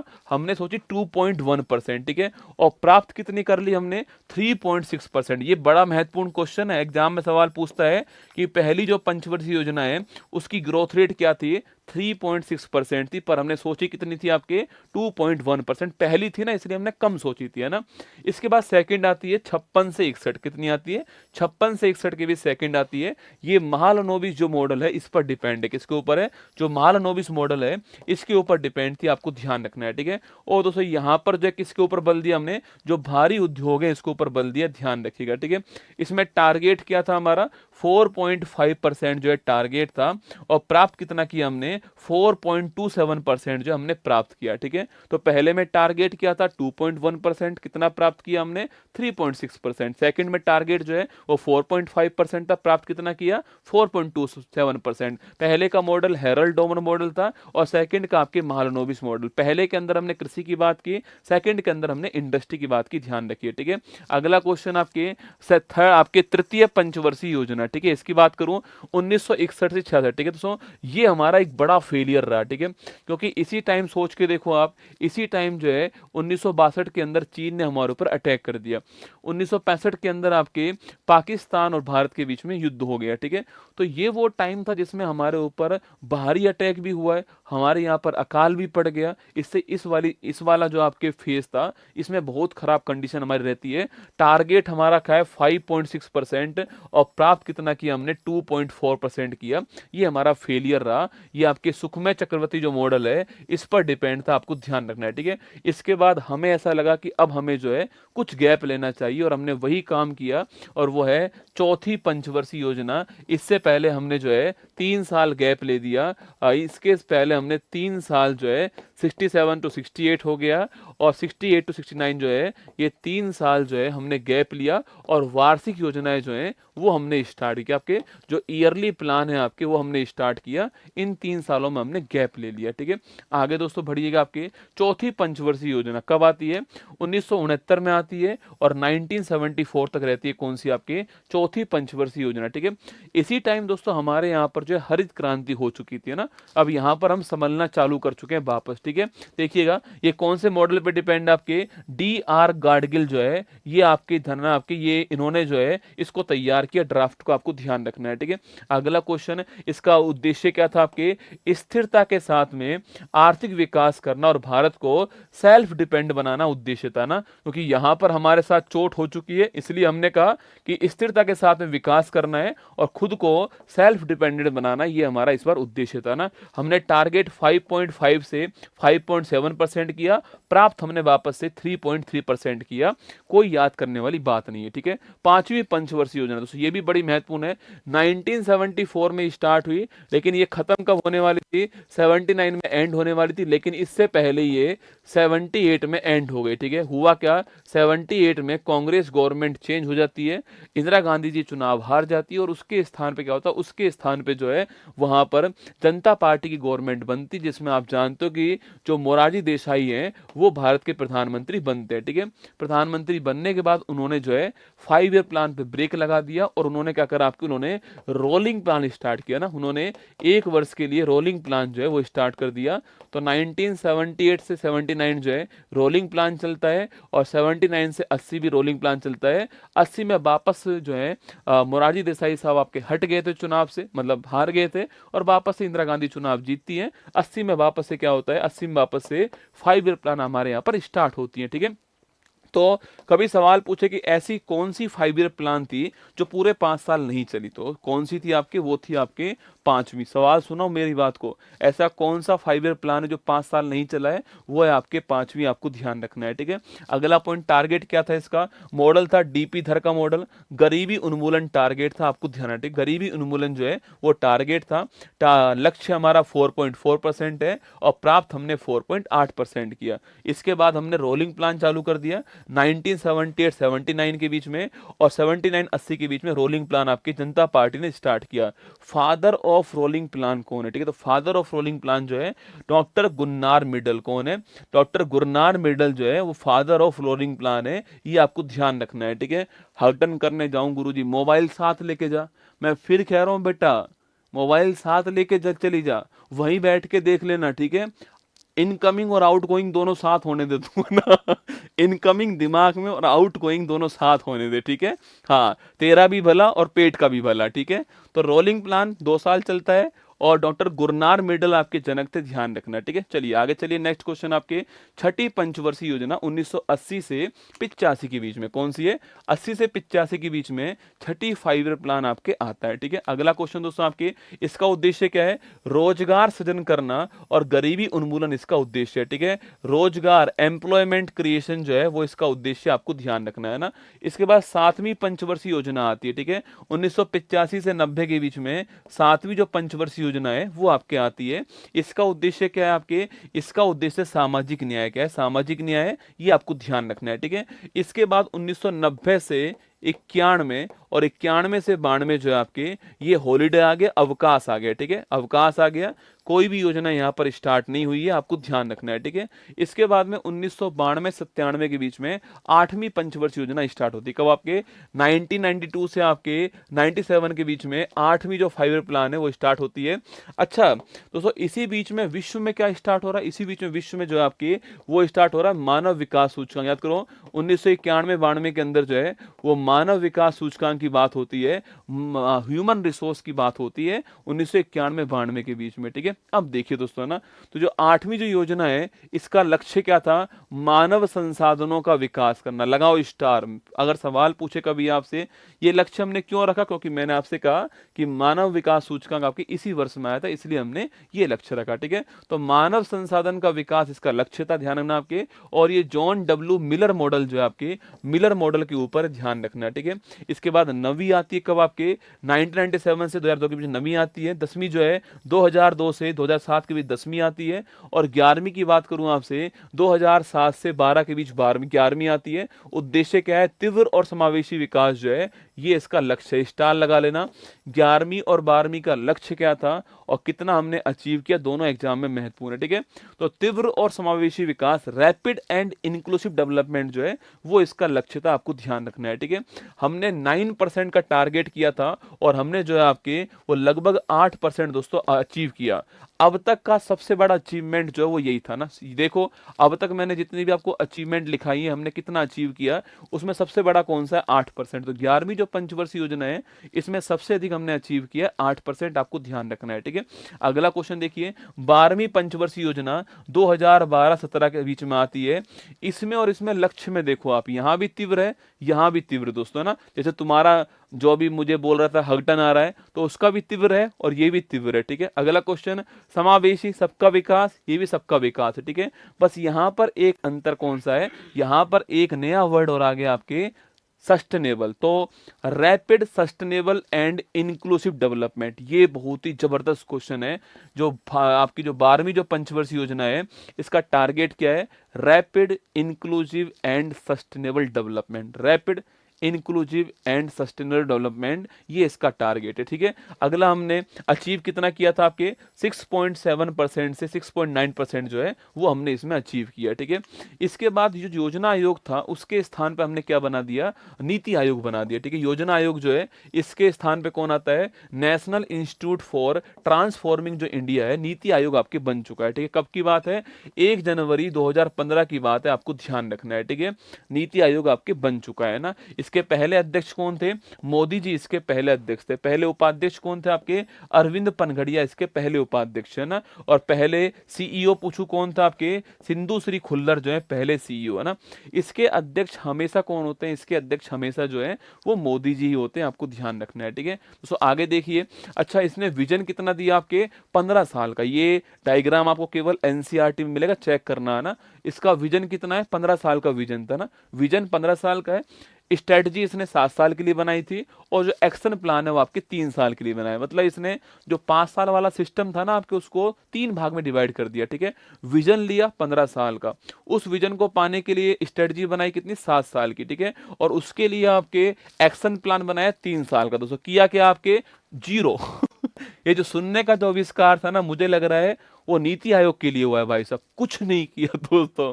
ये केवल सोचती है, जैसे तुम लोग बैठ के सोचते हो ना, उसके अंदर थिंक टैंक के अंदर सोचते हो कि भाई साहब ये कर दूंगा, देखना आज तो मैं इतना पढ़ दूंगा। जब बाहर निकलते हो तो सब कुछ आपके बराबर हो जाता है। वही है रसगुल्ला, इसको थिंक टैंक कहते हैं। ये केवल सोचती ही सोचती है। 15 साल का ये तुम्हारा टाइम टेबल नहीं होता क्या? जैसे तुम्हारा टाइम टेबल नहीं होता क्या कि सुबह 7 बजे खड़ा होऊंगा और आग लगा दूंगा भाई साहब। 7 बजे खड़ा होऊंगा और 7:10 पे पढ़ने को बैठ जाऊंगा। 7:10 से 9 बजे तक पढ़ाई करूंगा, फिर 9:05 से वापस जो है 9:05 से 11 तक पढ़ूंगा, फिर 11:05 से 1 तक पढ़ूंगा, फिर 1:05 से 3 तक पढ़ूंगा, फिर जो है सो जाऊंगा आधा घंटे के लिए, फिर 3:05 से वापस 5:05 तक पढ़ूंगा और फिर जो है थोड़ी देर चाय पी के आऊंगा, फिर 6:05 से वापस जो है 9:05 तक पढ़ूंगा और फिर खाना खाऊंगा और फिर 9:05 से वापस जो है। ऐसा टाइम टेबल बनाते हो। पर टाइम टेबल लागू कब होगा आपके? टाइम टेबल लागू होता है कल से दोस्तों ना। जो बंदा रात को डेली 12 बजे तक पढ़ता है, वो सोचता है कि अपना टाइम टेबल कल सुबह 5 बजे चालू होगा, इसलिए आज जल्दी सोना पड़ेगा। वो बंदा 12 बजे की बजाय रात को 10 बजे जो है वो सो जाता है और अलार्म लगाता है 15। अब सोचो आप, 15 अलार्म क्यों लगाता है? क्योंकि वो जानता है कि मैं खड़ा ही नहीं होऊंगा ना, उसको भरोसा नहीं है अपने ऊपर। 5-1, 5-2, 5-3, 5-4, 5-5, 5-6, 5-6 ऐसा अलार्म लगाता है भाई साहब। 1 मिनट के बाद में अलार्म बजेगा और मैं एक बार में खड़ा हो जाऊंगा। सुबह जैसे ही 5 बजे अलार्म बजता है, वो अलार्म को बंद करता है, फिर हर 1 मिनट के बाद बंद करता है, फिर खड़ा होता है कितने बजे? 11 बजे। फिर बोलता है आज का दिन तो निकल गया, अब कल से पढ़ाई करूंगा। तो वही बड़ी बात है आपकी यहाँ पर 15 साल, 7 साल, 3 साल, ठीक है। नीति आयोग में अभी वर्तमान में अध्यक्ष कौन है? मोदी जी है ना। उपाध्यक्ष कौन है? सुमन बेरी आपके उपाध्यक्ष हैं। सीईओ कौन है आपके? वीवीआर सुब्रमण्यम जो सीईओ हैं। पूर्णकालिक मेंबर आपके 4 है। कौन कौन से? वीके सारस्वत जी, रमेश चंद्र जी, बीके पॉल जी, अरविंद आपकी बिरमानी। ये सारी बातें ध्यान रखनी है कि अध्यक्ष कौन है, उपाध्यक्ष कौन है, सीईओ कौन है और पूर्णकालिक मेंबर आपके कौन कौन है, ठीक है। आगे बढ़िए। लोरेंज वक्र दोस्तों ना, ये लोरेंज वक्र आपसे सवाल पूछे कि भाई जो लोरेंज वक्र है इसका उद्देश्य क्या है, ठीक है। तो जो लोरेंज वक्र है इसका उद्देश्य है आय की समानता को ज्ञात करना। लिख लो, आय की जो समानता है इसको ज्ञात करने के लिए क्या निकाला गया? हमने लोरेंज वक्र निकाला, ठीक है। लोरेंज साहब ने निकाला था 1905 के अंदर। आपको ध्यान रखना है आय की समानता जो है, आय की जो असमानता है, आय की जो असमानता है, इसे ज्ञात करने के लिए जो है हमने लोरेंज वक्र निकाला। आपको ध्यान रखना है, ठीक है। आगे दोस्तों नेक्स्ट क्वेश्चन देखिए आपके, सुरेश तेंदुलकर समिति आप जानते हो किसके लिए आती है? पॉवर्टी के लिए आती है, गरीबी के लिए आती है। तो गरीबी जो है उसके लिए कमेटी कौन सी बनती है? सुरेश तेंदुलकर समिति बनती है, आप जानते हो, ठीक है। दोस्तों इनके अनुसार सुरेश तेंदुलकर समिति जो है, इनके अनुसार ग्रामीण क्षेत्रों में जो व्यक्ति 27 रुपये आपके जो प्रतिदिन कमाता है, और शहरी क्षेत्रों में जो व्यक्ति आपके 33 रुपये प्रतिदिन कमाएगा। ग्रामीण में कितना? आपके रूरल में 816 रुपये प्रति महीने है ना, प्रति माह, ठीक है। और अर्बन के अंदर आपके 1000 रुपये प्रति माह जो कमाएगा वो गरीब नहीं होगा। अब बताओ क्या होगा? तुम मुझे बताओ कि इसमें होगा क्या? मतलब जो बंदा 1000 रुपये प्रति माह कमाएगा शहर के अंदर, उसको गरीबी में काउंट करेंगे नहीं, ठीक है। जो बंदा 816 रुपये प्रति माह कमाएगा आपके, उसको गरीबी में काउंट नहीं करेंगे दोस्तों। जो यही बंदा 350 का तो रिचार्ज करवाएगा यही बंदा 350 का करवाएगा रिचार्ज, ठीक है। 350 का रिचार्ज करवाएगा ये बंदा आपके, और फिर 350 की पिएगा चाय, है ना। 350 की चाय पिएगा और फिर चाय पी के जो है गवर्नमेंट को वहीं पर जो है गाली गलौज करेगा भाई साहब। अब 816 रुपये और आपके 1000 रुपये, ये सुरेश तेंदुलकर कमेटी ने कहा था कि भाई इससे अगर किसी का इतना पैसा बन रहा है तो वो गरीब नहीं होगा, ठीक है। इसने कहा कि भारत में इतना पैसा कितने लोग नहीं कमा पा रहे, तो सुन लो, इतना भी नहीं कमा पा रहे। उनकी संख्या कितनी है आपके? वो है आपके 2011-12 में कितनी? ग्रामीण के अंदर 25.7%। इतना पैसा भी नहीं कमा पा रहे, वो कितना है? 25.7% है ना। और आपके शहर में कितना है? 13.7% है ना। और कुल कितना हो गया? 21.9%। मतलब इतना रुपया भी 2011-12 के अंदर लगभग 22% लोग इतना रुपया भी नहीं कमा पा रहे थे भारत के अंदर। इनको हमने किस में? इनको हमने बिलो पॉवर्टी लाइन बीपीएल में रखा। किस में रखा? बिलो पॉवर्टी लाइन बीपीएल जो उसमें रखा, ठीक है। फिर इसका रिव्यू करने के लिए हमने एक कमेटी दोस्तों और बनाई, ठीक है। वो कमेटी कौन सी है आपकी? वो कमेटी आपके सी रंगराजन विधि। कौन सी है? सी रंगराजन कमेटी जो है आपके, वो हमने तैयार करी इसका रिव्यू करने के लिए, ठीक है। इसने थोड़ा चेंज किया। इसने कहा कि जो ग्रामीण है उसमें 972 रुपये प्रति माह, और जो शहरी है उसमें 1407 रुपये प्रति माह जो है, ये इसने नया आपकी जो है नया जो इसने गोल रख दिया है, थोड़ा चेंज कर दिया। वहां पर ग्रामीण में 27 रुपये था, यहाँ पर ग्रामीण में 32 कर दिया। वहां पर शहर में 33 रुपये था, यहाँ पर जो है 47 रुपये कर दिया। आपको ध्यान रखना है, ठीक है। इसके अनुसार कितनी गरीबी है? 29.5। क्योंकि भाई इसमें तो सब बढ़ गया है ना नंबर। तो देखो यहाँ तो जो जिसका जिसका 820 रुपये कमा रहा है जो बंदा, वो यहाँ पर गरीब नहीं है, लेकिन यहाँ पर वो गरीब हो गया। यहाँ पर तो 972 रुपये चाहिए, तो यहाँ पर गरीबी बढ़ गई। 29.5% गरीबी है, ये आपको ध्यान है। तो गरीबी के लिए सुरेश तेंदुलकर समिति, और इसके अलावा कौन सी? इसके अलावा जो है आपके रंगराजन समिति, आपको ध्यान रखना है, ठीक है। दोस्तों बेरोजगारी की बात करता हूँ, अनएम्प्लॉयमेंट की बात करते हैं, ठीक है। बेरोजगारी एक होती है मौसमी बेरोजगारी, ठीक है। जैसे दोस्तों अभी सर्दी का मौसम चल रहा था, तो कुछ लोगों ने मूंगफली की दुकान लगा दी, ठीक है। अब सर्दी का मौसम था तो मूंगफली की दुकान लगाई। सर्दी के मौसम में उसने मूंगफली की दुकान आपके हुक्का माली, ठीक है, कुलदीप को ब्लॉक कर दो, कुलदीप को ब्लॉक कर दो, ठीक है। तो उसने मूंगफली की दुकान का पैसा कमा लिया, पर गर्मी में क्या करेगा आपके, इसे बोलते हैं क्या, इसे बोलते हैं गरीबी आपके मौसमी बेरोजगारी, ठीक है, मौसमी बेरोजगारी कहते हैं ना। तो ये हो गई मौसमी बेरोजगारी, है ना। इसके अलावा होती है प्रच्छन्न, ये सबसे खराब बेरोजगारी है दोस्तों। भारत में ये वाली बेरोजगारी खूब मिलती है, ठीक है। मान लो ये एक खेत है, इस खेत में एक व्यक्ति काम कर रहा है, ठीक है, और एक व्यक्ति काम करके नहीं, मान लो 10 टन गेहूं जो है वो उत्पादित कर रहा है, ठीक है। अब दोस्तों होगा क्या, इसके मान लो 4 बच्चे हैं, वो 4 बच्चे भी इसी खेत में काम करेंगे और उतना ही टन आपके, उतना ही टन क्या होने वाला है, गेहूं होने वाला है, ठीक है। अब इनको लगता है कि ये रोजगार में लगे हुए हैं, जबकि दोस्तों असली में क्या है, इसे बोलते हैं छिपी हुई बेरोजगारी। क्या बोलते हैं इसको, इसे बोलते हैं प्रच्छन्न बेरोजगारी, ठीक है। क्या बोलते हैं, प्रच्छन्न बेरोजगारी। और गांव में ये बड़ी मात्रा में दोस्तों मिलती है। शहर में शहर में जो एक आपके एक दुकान है, उसमें पिता भी बैठा हुआ है, उसमें बच्चे भी बैठे हुए हैं, इसे बोलते हैं छिपी हुई बेरोजगारी, है ना।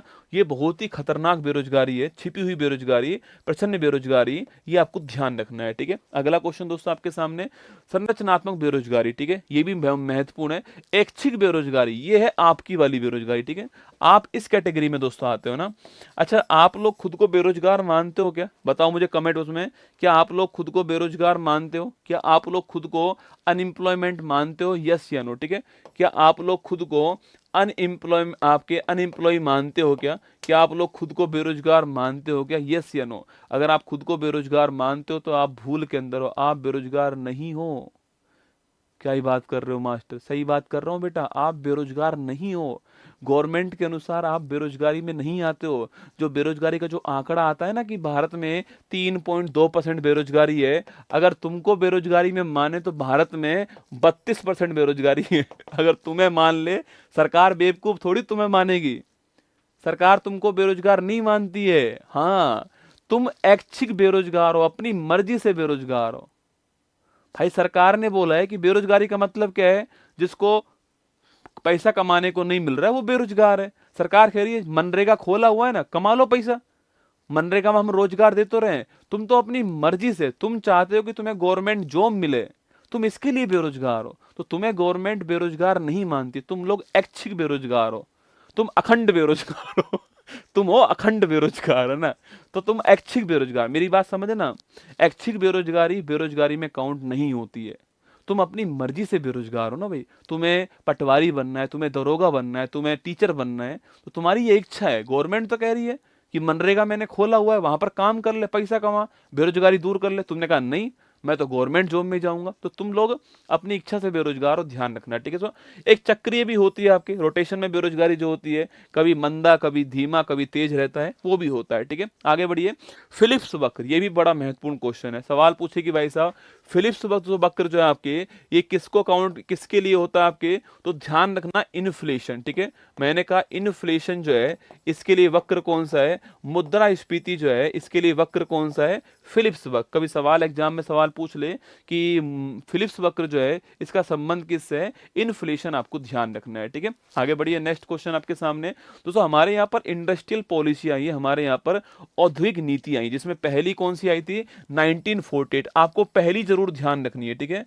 पहली आती है 6 अप्रैल 1948। कब आती है, 6 अप्रैल 1948 को पहली जो इंडस्ट्रियल पॉलिसी है वो आती भारत में। लाने वाले कौन थे, लाने वाले थे डॉक्टर श्यामा प्रसाद मुखर्जी जो है वो आपके लाने वाले। तो लाने वाले कौन आपके, लाने वाले थे मुखर्जी साहब जो है, जिनके नाम पर दिल्ली में आपके मुखर्जी वो कॉलोनी है ना, मुखर्जी वाली कॉलोनी जिसके नाम पर है, वही आपके, ठीक है। तो ये लाने वाले थे, ध्यान रखिए, है ना।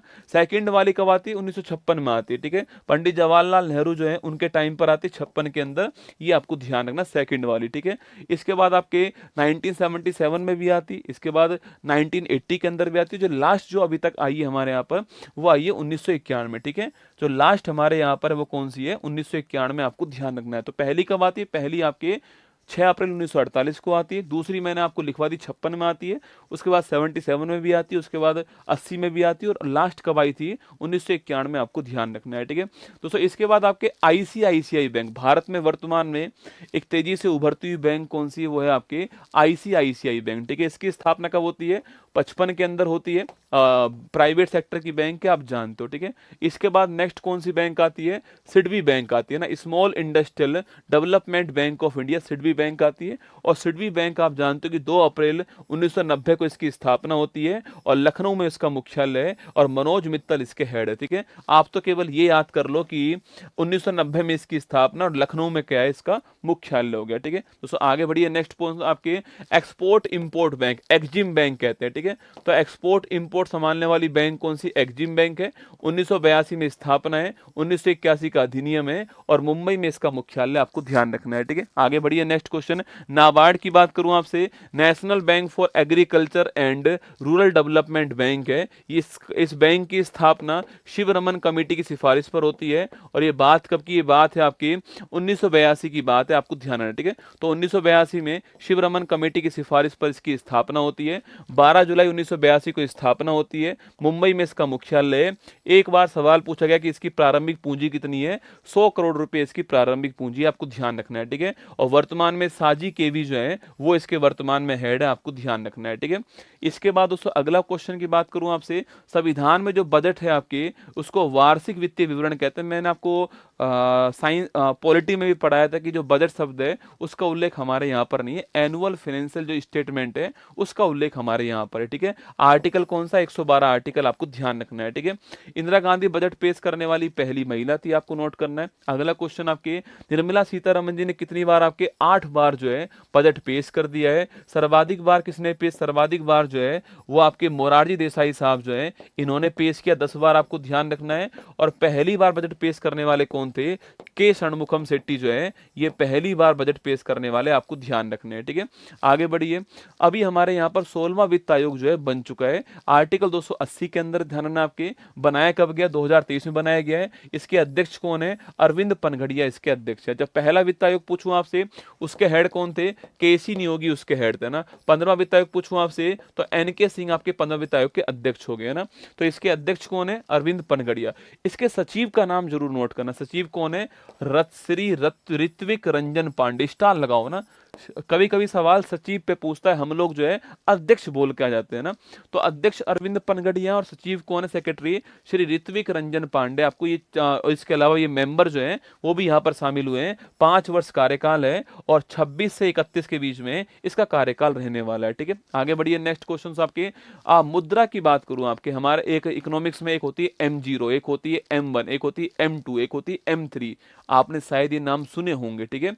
इनको बोलते हैं मनी सप्लाई। दोस्तों M0 जो होती है इसको बोलते हैं आपके हाई पावर मनी। क्या बोलते हैं M0 को, ये सवाल खूब पूछता है आपसे कि हाई पावर मनी या फिर आरक्षित जो मुद्रा है, रिजर्व जो मनी है वो क्या है आपके M0। तो हाई पावर मनी या रिजर्व मनी को क्या बोलते हैं, वो कहते हैं M0 को, आपको ध्यान रखना है, ठीक है। इसे हाई पावर मनी कहते हैं या रिजर्व मनी कहते हैं। अगला क्वेश्चन आपके सामने, जनता के पास धन प्लस आपके आरबीआई के पास जमा जो है इसको जोड़ दूंगा, मेरी जेब में जो पैसा है वो और आरबीआई के पास जो पैसा है उसको जोड़ने के बाद दोस्तों M0 आता है, ठीक है। इसके बाद आता है M1, ठीक है। M1 आपकी जेब में जो पैसा है वो दोस्तों आपके, इसके अलावा बैंकों में आपका जमा जो पैसा है वो और रिजर्व बैंक के पास जो पैसा है वो, ठीक है। तो M0 से M1 में क्या एक्स्ट्रा हो गया, M0 से M1 में बैंकों में जो जमा पैसा आपके वो हो गया, ठीक है। जो हमारे बैंकों में डिपॉजिट पैसा जो है आपके वो इसमें काउंट करेंगे। इस M1 को हम बोलते हैं नैरो मनी, क्या बोलते हैं, संकीर्ण मुद्रा। सवाल पूछता है कि हाई पावर मनी कौन, सवाल पूछता है संकीर्ण मुद्रा कौन सी, ठीक है। सर भूख लग रही है, अगर आप मुझ पर विश्वास करो, यकीन मानना कि मैं सुबह से कुछ भी नहीं खाया मैंने, है ना। सुबह से आपकी क्लास ली है, उसके बाद ऑफिस से लगे, ऑफिस से जस्ट आ रहा हूँ आपके सामने, कुछ भी नहीं खाया है। अब क्लास के बाद में खाऊंगा, सुबह से बता रहा हूँ, सुबह से कुछ भी नहीं खाया है, क्लास के बाद खाऊंगा, 10 बजे जो है क्लास के बाद खाने वाला हूँ ना। कभी कभी दोस्तों भूख जो है ना, इनको साइड में रखना सीखो, है ना। अभी अगर संघर्ष नहीं किया लाइफ में तो भविष्य में नहीं कर पाओगे। अगर पूरी जिंदगी भर संघर्ष करना है तो अभी आराम कर लो, और पूरी जिंदगी आराम करना है तो अभी संघर्ष कर लो, तय आपको करना है। कुमार गौरव आज पढ़ा रहा है, 2 साल बाद नहीं पढ़ाएगा, 1 साल बाद नहीं पढ़ाएगा, पर मेरा काम हो गया है, मैंने अपनी तरफ से पूरा प्रयास अपनी लाइफ में किया है। आपको तय करना है, आपकी लाइफ है। संघर्ष करना है अभी कर लो, बाद में नहीं करना पड़ेगा, अभी नहीं करोगे तो बाद में करना पड़ेगा, ये मुद्दे की बात है, ठीक है ना। सर आप झूठ बोल रहे हो, अब यार झूठ तो क्या ही बोलूं मैं इसमें, झूठ बोल के क्या कर लूंगा इसमें ना, रोजा वोजा नहीं है मेरा, झूठ बोल के क्या कर लूंगा, ठीक है। अब मेरे लिए तो सबसे बड़ी चीज मेरा यही मंदिर, जिसको सोचो, जिसको बंदा 5 साल से बिना चप्पल के पढ़ा रहा है वही मंदिर होगा। इस मंदिर में झूठ बोल के क्या उखाड़ लूंगा, ये बताओ। मैंने खाना नहीं खाया, आपके जान क्लास छोड़ने के बाद ही खाना खाऊंगा, ये तय है, ठीक है। M1 हो गया। M2 क्या होता है, M1 में अगर आप जो है, जो आपके पोस्ट ऑफिस में जो आपके जमा है उसको जोड़ दे तो M2 होगा। तो M0 में अगर आपके बैंक जमा जोड़ूं तो M1 आएगा। M1 में अगर मैं पोस्ट ऑफिस की जमा जोड़ दूंगा तो M2 आ जाएगा, ठीक है। एक होता है M3 दोस्तों ना। M3 क्या होता है, अगर मैं M1 के अंदर देखो, बैंक में आपकी दो तरह की जमा होती है। बैंक में एक तो पैसा जो आपके अकाउंट में होता है, सेविंग अकाउंट में। एक होता है जो आपके पापा आपके लिए डीडी करवा देते हैं ना, डीडी करवा आपके लिए फिक्स डिपॉजिट एफडी करा देते हैं, ठीक है। वो भी तो होता है पैसा जो एफडी कराया हुआ होता है ना, जिसको एक लंबे समय के बाद आप निकालते हो, वो एफडी होता है, ठीक है। तो जो M1 है, अगर उसमें मैं आपके एफडी को जोड़ूंगा तो क्या बनेगा, M3 बनेगा। स्टार लगा लो। अगर मैं M1 में M3 को जोड़ M1 में अगर मैं एफडी को जोड़ूंगा तो क्या बनेगा, M3 बनेगा। आपको छापना है। और M3 को हम व्यापक मुद्रा कहते हैं, ठीक है। M1 को हम बोलते हैं नैरो मनी, M3 को बोलते हैं हम लोग आपकी व्यापक मुद्रा कहते हैं, और M0 को हम लोग जो है हाई पावर मनी कहते हैं। तीनों आपको ध्यान रखना है, ठीक है। तीनों एग्जाम के लिए महत्वपूर्ण बन सकते हैं, ठीक है। आगे चलिए दोस्तों, भारत में मुद्रा की बात करूं आपसे तो 1935 में आरबीआई जो है आपके जानते हो इसकी स्थापना होती है, और नोट इशू करना उसी का काम था, ठीक है। इसके बाद में 1 रुपए का नोट जारी कब हुआ, आपके वित्त मंत्रालय 1 रुपए का नोट जारी करता है, ठीक है। इसके बाद में हस्ताक्षर करने वाला कौन है, उसके ऊपर वित्त सचिव है, ठीक है। 1 रुपए से अधिक के नोट जारी करने की पावर किसके पास है, आरबीआई के पास में ना। और आरबीआई गवर्नर जो है उस पर साइन करेंगे, ठीक है। 15 जुलाई 2010 को रुपये का जो साइन आपकी ये वाला, ये रुपये का साइन हमने कब अपनाया, ये रुपये का जो साइन हमने वो 2010 में अपना लिया, आपको ध्यान रखना है, ठीक है। आगे बढ़िए, नेक्स्ट क्वेश्चन आपके सामने दोस्तों, विमुद्रीकरण कब कब हुआ आपकी विमुद्रीकरण आपके, तो विमुद्रीकरण जो आपके वो 1946 में हुआ है, 1978 में हुआ है, और 2016 में हुआ है। स्टार लगाना। डिमोनेटाइजेशन पूछूं आपसे, जब हम किसी एक सीरीज को बाहर कर दें हमारी इस इकोनॉमी से ना, जैसे हमने 500 रुपए का नोट आपके बाहर कर दिया इकोनॉमी से, यस या नो, हमने 500 रुपए का नोट 2016 के अंदर बाहर कर दिया था हमारी इकोनॉमी से, ठीक है। हमने 1000 का नोट हमारी इकोनॉमी से बाहर कर दिया था, आपको याद होगा। तो वो आपकी क्या कहलाता है, वो कहलाता है आपके डिमोनेटाइजेशन, है ना। 500 रुपए का नोट और 1000 का नोट हमने बाहर किया 8 नवंबर 2016 रात को 8 बजे। भाइयों बहनों, आज से 500 और 1000 के नोट बंद भाई साहब, याद है वो आपको। भाइयों बहनों, आज से 500 और 1000 के नोट बंद। अब मम्मी ये सोच रही है कि मैंने 10 साल में 15 साल में इतना रुपया इकट्ठा किया था, 500 1000 का, ये बंद कर दिया। वो सारा पैसा पापा ने निकलवा करके बैंक में जमा कराया, और बैंक से नए नोट लेकर के खुद के पास जमा कर लिए। मम्मी का पैसा गया। मुझे लग रहा है कि जो मोदी जी है ना, आपके मोदी जी ने जो महिलाओं के पास जो पैसा था उसको निकालने के लिए क्या किया था, उसको निकालने के लिए डिमोनेटाइजेशन किया। बाकी और तो कुछ हुआ नहीं, ठीक है। बाकी और कुछ नहीं हुआ। कहा तो था कि ब्लैक मनी जो है उसको रोकने के लिए करेंगे, पर हुआ कुछ नहीं था उसमें। ब्लैक मनी तो बाहर नहीं आई, पर दादी की जो मनी है आपकी वो बाहर आ गई, ठीक है। ये विमुद्रीकरण हुआ था। फिर उसके बाद में हमने 2000 का नोट वापस स्टार्ट किया, ठीक है। हमने जो है 500 और 2000 के नोट वापस स्टार्ट करे, और फिर हमने मोदी जी ने, अब देखो, चलो कोई बात नहीं, एक बार धोखा होता है इंसान से। हमने 1000 के नोट बंद करे, मम्मी ने सारे रुपए निकाल कर दे दिए पापा को, चले गए, ठीक है। फिर मम्मी ने 2000 के नोट इकट्ठा करना चालू करा, मोदी जी ने वो बंद कर दी वापस से। मोदी जी कह रहे हैं पैसा महिलाओं के पास नहीं जाएगा, ठीक है। तो फिर वापस से 19 मई 2023 से 2000 रुपए के जो बैंक नोट है इनको भी समाप्त कर दिया है। बोलो माँ की बिहारी लाल की जय, ठीक है। अच्छा, किस किस नोट पर किस किस का चित्र देख लो आपके। 10 रुपए के नोट पर कोणार्क सूर्य मंदिर, ठीक है। 20 रुपए के नोट पर एलोरा का मंदिर, है ना। 50 रुपए के नोट पर हम्पी जो है आपके कर्नाटक। 100 रुपए के नोट पर रानी की बाग गुजरात। 200 रुपए के नोट पर सांची का स्तूप मध्य प्रदेश। 500 के नोट पर लाल किला। 2000 के नोट पर मंगलयान जो कि मंगल पे चला गया, ठीक है। मंगलयान के साथ में मंगल पे चला गया कौन, आपके 2000 का नोट। ये कभी कभी सवाल पूछता है किस नोट पर किसका चित्र है ना, ध्यान रखना, ठीक है। आगे देखिए दोस्तों, आपके आरबीआई जो है, आपके आरबीआई जो है इसका राष्ट्रीयकरण कब होता है, आपके 1 जनवरी 1949 को राष्ट्रीयकृत होने वाली ये पहली बैंक थी, ध्यान रखना, ठीक है। 1955 में जो इंपीरियल बैंक है इसका नाम चेंज कर दिया हमने State Bank of India. 3 bank थी, Bank of Bengal, Bank of Madras और बैंक ऑफ कोलकाता। इन तीनों को मिलाया और इंपीरियल बैंक हमने बनाया 1921 के अंदर, ठीक है। और 1921 का जो इंपीरियल बैंक था उसी का नाम आपके 1 जुलाई 1955 को स्टेट बैंक ऑफ इंडिया हो गया, ठीक है। आगे बढ़िए, 19 जुलाई 1969 को भारत सरकार द्वारा 14 बैंकों का राष्ट्रीयकरण किया, ठीक है, स्टार लगाना, जिनकी पूंजी 50 करोड़, ये लाइन बड़ी महत्वपूर्ण है, जिन बैंकों की पूंजी 50 करोड़ रुपए थी या उससे अधिक थी, ऐसी 14 बैंकों का राष्ट्रीयकरण जो है वो 19 जुलाई 1969 को हुआ, ठीक है, इंदिरा गांधी जी ने किया ना। फिर उसके बाद 15 अप्रैल 1980 को 6 बैंकों का राष्ट्रीयकरण और होता है, जिनकी पूंजी 200 करोड़ रुपए से अधिक थी आपकी, उनका हुआ, ठीक है। तो ध्यान रखना, आपके 1969 में 14 बैंक थी, 1980 में 6 बैंक थी, यहाँ 50 करोड़ था, यहाँ पर 200 करोड़ था, आपको नोट करना है, ठीक है। 2 अक्टूबर 1975 की बात करूं आपसे, तो भारत में जो रीजनल रूरल बैंक है, आरआरबी जो बैंक है, इसकी स्थापना 2 अक्टूबर 1975 को होती है, ध्यान रखना है, ठीक है। आगे देखिए दोस्तों, जो आपके रीजनल रूरल बैंक के सवाल पूछता है कि इसमें किसका कितना परसेंट है आपके, तो 50% जो इसमें सेंट्रल गवर्नमेंट का है, ठीक है। 35% जो इसके अंदर जो भी आपके पार्टनर जो बैंक होगा, जो व्यापारिक जो बैंक होगा उसका होगा, ठीक है। और इसके अलावा 15% जो आपकी वो स्टेट गवर्नमेंट, स्टार लगा लेना। आरआरबी के अंदर 50% सेंट्रल गवर्नमेंट का होगा, तब 35% स्पॉन्सर बैंक होगा और 15% स्टेट आपकी इंडिया स्टेट आपकी स्टेट गवर्नमेंट का होगा, ध्यान रखिएगा, ठीक है। आगे देखिए नेक्स्ट क्वेश्चन, वर्तमान में राष्ट्रीयकृत बैंक कितनी आपकी 12 है, ठीक है। रिजर्व बैंक ऑफ इंडिया की स्थापना 1935 में होती है, आपको छापना है। और कौन सा कमीशन था आपके, यंग हिल्टन कमीशन था, शाही आयोग था, इसकी सिफारिश पर स्थापना होती है, ठीक है। राष्ट्रीयकरण कब होता है, 1 जनवरी 1949 को राष्ट्रीयकरण होता है, आपको ध्यान है, ठीक है। पहले मुख्यालय कहाँ था, कोलकाता में था। 1937 में इसका मुख्यालय कहां पर आ गया, ये मुंबई के अंदर आ गया, ध्यान रखिए, ठीक है। आरबीआई गवर्नर की बात करूं आपसे, तो पहले गवर्नर कौन थे, ऑसबोर्न स्मिथ, ठीक है। पहले भारतीय कौन था आपके, सीडी देशमुख हो गया ना। और वर्तमान में कौन आपके, संजय मल्होत्रा वर्तमान में 26वें नंबर के गवर्नर है, आपको ध्यान रखना है, ठीक है। आगे बढ़िए, नेक्स्ट क्वेश्चन आपके सामने, मॉनेटरी पॉलिसी कमेटी दोस्तों ना, हमारे यहाँ पर जो है, अरे आरआरबी का मतलब रीजनल रूरल बैंक है ना, रीजनल रूरल बैंक, क्षेत्रीय ग्रामीण बैंक है, ठीक है दोस्तों। मॉनेटरी पॉलिसी कमेटी, ठीक है, हमने दोस्तों हमारे यहाँ पर जो इन्फ्लेशन था ना, इसको कंट्रोल करने के लिए हमने एक कमेटी बनाई थी, ठीक है। ये कमेटी रिकमेंडेशन करने वाला कौन था, उर्जित पटेल है ना। तो इस कमेटी को रिकमेंड करने वाला कौन था, उर्जित पटेल कमेटी। इसकी सिफारिश पर हमने जो है, इसकी सिफारिश पर हमने जो इन्फ्लेशन, जो महंगाई है, उसको 4 ± 2%, ठीक है। अच्छा, महंगाई अच्छी है खराब है, सवाल पूछूं कि महंगाई अच्छी है खराब है आपके अनुसार, ठीक है, कि महंगाई जो होना है वो अच्छा है या फिर वो खराब है, आपके अनुसार बताओ कि महंगाई अच्छी है या फिर खराब है, क्या लगता है आपको। देखिएगा, उर्जित पटेल कमेटी ने, इसने इन्फ्लेशन को कंट्रोल करने के लिए कमेटी बनाई थी, उर्जित पटेल कमेटी उसका नाम था।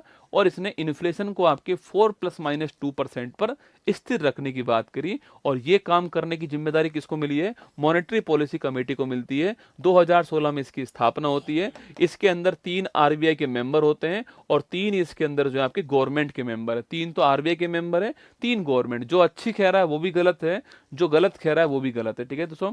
हर चीज एक लिमिट की होनी चाहिए, ठीक है, हर चीज एक लिमिट की होनी चाहिए, लिमिट से बाहर नहीं होनी चाहिए, ठीक है दोस्तों। इन्फ्लेशन हमारी इकोनॉमी के लिए बहुत जरूरी है। सोच के देखो दोस्तों, आपके अगर आपकी जेब में पैसा नहीं होगा, सोच के देखो, मान लो आपकी जेब में पैसा नहीं दोस्तों, तो आप समोसा नहीं खा पाओगे। आप समोसा नहीं खा पाओगे तो आप पैसे खर्च नहीं करोगे, आपकी जेब में है ही नहीं।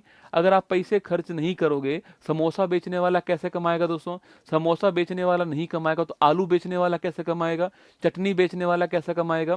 अगर आप समोसा बेचने वाला नहीं कमाएगा तो वो टैक्स कैसे भरेगा गवर्नमेंट को, अगर वो टैक्स नहीं भरेगा तो गवर्नमेंट के पास पैसा कहां से आएगा। आपका समोसा खाना ही गवर्नमेंट को पैसा दिलाता है।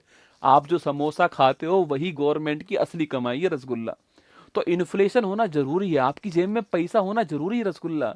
आपकी जेब में पैसा होगा तभी तो आप खर्च करोगे, तभी तो आप डिमांड करोगे। और जब कोई चीज की डिमांड करोगे तो उसकी रेट अपने आप बढ़ जाएगी। तो वही आपकी इन्फ्लेशन है। इन्फ्लेशन जरूरी है, पर एक लिमिट से अधिक अगर इन्फ्लेशन हो गया तो आपकी जेब में जो नोट है उसकी कोई वैल्यू नहीं बचेगी, है ना।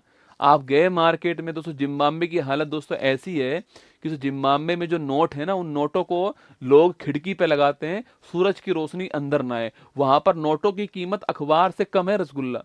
वहां पर 1 किलो अगर टमाटर लाना है तो उसके लिए क्या करना पड़ेगा, उसके लिए बोरा भर के नोट लेके जाना पड़ता है। उसके नोट की वैल्यू इतनी खराब हो चुकी है, ठीक है। तो इन्फ्लेशन जरूरी है। इन्फ्लेशन 2% से 6% के बीच होना चाहिए, ये इन्होंने कहा है, ठीक है। 2% से 6% जो है इसके बीच में इन्फ्लेशन होगा, तभी आपके ये काम जो कौन करेगा, ये काम ये करने वाला है। अगर इससे ऊपर नीचे हुआ तो जिम्मेदार कौन होगा, ये होगा। अगर इससे ऊपर नीचे हुआ जिम्मेदार आपके ये होने वाला है। इसके बीच में इन्फ्लेशन हमारे यहाँ पर होना चाहिए, ठीक है। आगे देखिए, वर्ल्ड बैंक की दोस्तों बात करता हूं तो वर्ल्ड बैंक और आईएमएफ जो है इनकी स्थापना, एक सम्मेलन हुआ अमेरिका में, बेटन वुड्स सम्मेलन आपकी होता है वहां पर 1944 में हुआ था, और 1945 में इनकी स्थापना होती है, और इनका मुख्यालय वाशिंगटन डीसी के अंदर है, आपको छापना है। वर्ल्ड बैंक, अजय पाल सिंह बंगा आपकी वर्ल्ड बैंक है। कहीं पर दोस्तों आग लग सकती है भविष्य में, उसको देख करके उस आग को रोकने का प्रयास आज से किया जाए, और उसमें जो पैसा लगेगा आपके, वो कहलाता है वर्ल्ड बैंक। ठीक है, लंबे टाइम के लिए लोन कौन देता है? World bank. आप चेक करना कि भारत में बांध बनेगा, भारत में बांध वर्ल्ड बैंक की सहायता से बनेगा। ठीक है, भारत में जो बांध है वो वर्ल्ड बैंक जो है उसकी हेल्प से बनेगा। ये आपने सुना होगा, कभी भी आपने सुना है भारत में बांध आईएमएफ की हेल्प से बनेगा? नहीं दोस्तों, आईएमएफ आपके शॉर्ट टर्म के लिए लोन देती है। अगर आग लग गई है तो उसको बुझाना कैसा है? वो आईएमएफ है।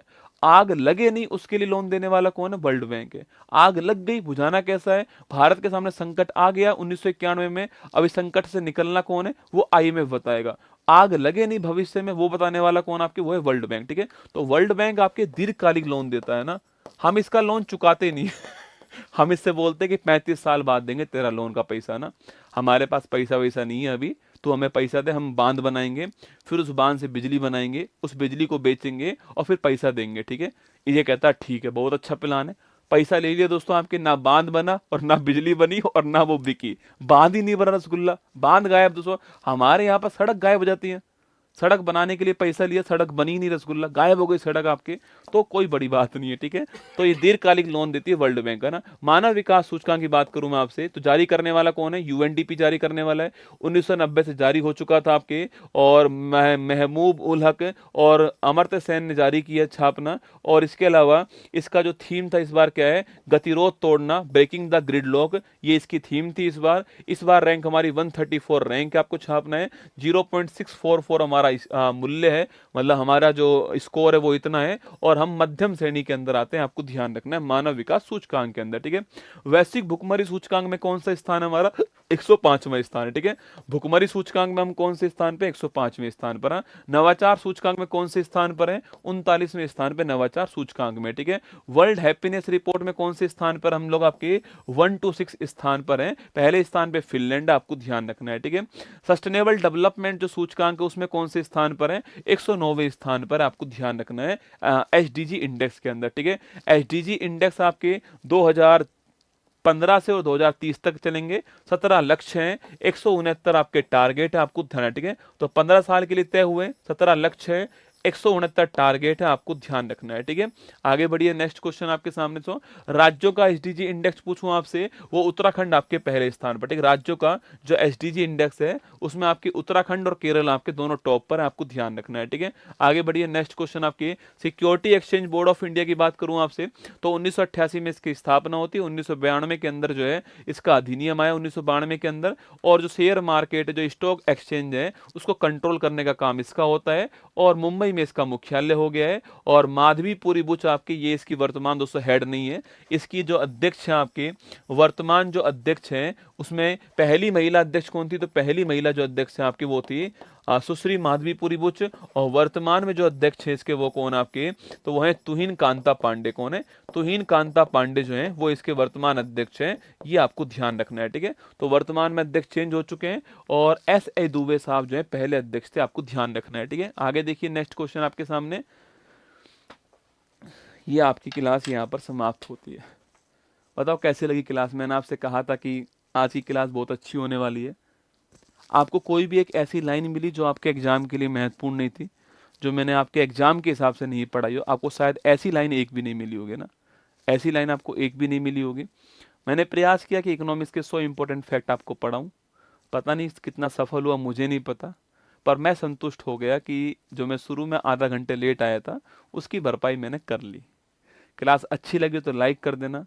14 मिलियन हम होने वाले, मैं चाहता हूं कि हम 22 तारीख से पहले वहां पहुंच जाएं। अगर आपने सब्सक्राइब नहीं किया है तो अभी कर लीजिए, 14 मिलियन के बाद आप जानते हो, मतलब आप जो मुझसे पढ़ते हैं, मैं अभी 2 दिन से बोलने स्टार्ट किया है कि सब्सक्राइब कर लीजिएगा, क्योंकि 14 मिलियन का वो आंकड़ा पास आ गया ना, तो ऐसा लग रहा है कि बस अब हो जाए, आज हो जाए, आज हो जाए, ऐसा फील आती है ना। तो अगर हो सके तो कर लीजिएगा, अच्छी लगी हो तो लाइक कर लीजिएगा, आगरा में 22 मार्च को मुलाकात होने वाली है। अगर आप उत्तर प्रदेश से, सुन लो, अगर आप बिहार से हो तो बिहार वालों के लिए कल सुबह, सुन लो, बिहार वालों के लिए कल सुबह, बिहार वालों के लिए कल सुबह बिहार बजट का 10 बजे जो है, 10 बजे बिहार बजट का एक स्पेशल क्लास लेकर आ रहा हूं मैं बिहार उत्कर्ष चैनल के ऊपर। ठीक है, लगाया क्या वो फोटो यहाँ पे, देखो यहाँ पर देखना आपके, देखिए यहाँ पर जो है बिहार बजट कल सुबह 10 बजे 8 मार्च को बिहार उत्कर्ष के ऊपर आने वाला है। इसके टॉप 50 इंपॉर्टेंट फैक्ट जो है मैं खुद आपको पढ़ाऊंगा, तैयार रहना, छोड़ना मत, पूरे साल काम आएगा आपको जो है बिहार उत्कर्ष के ऊपर।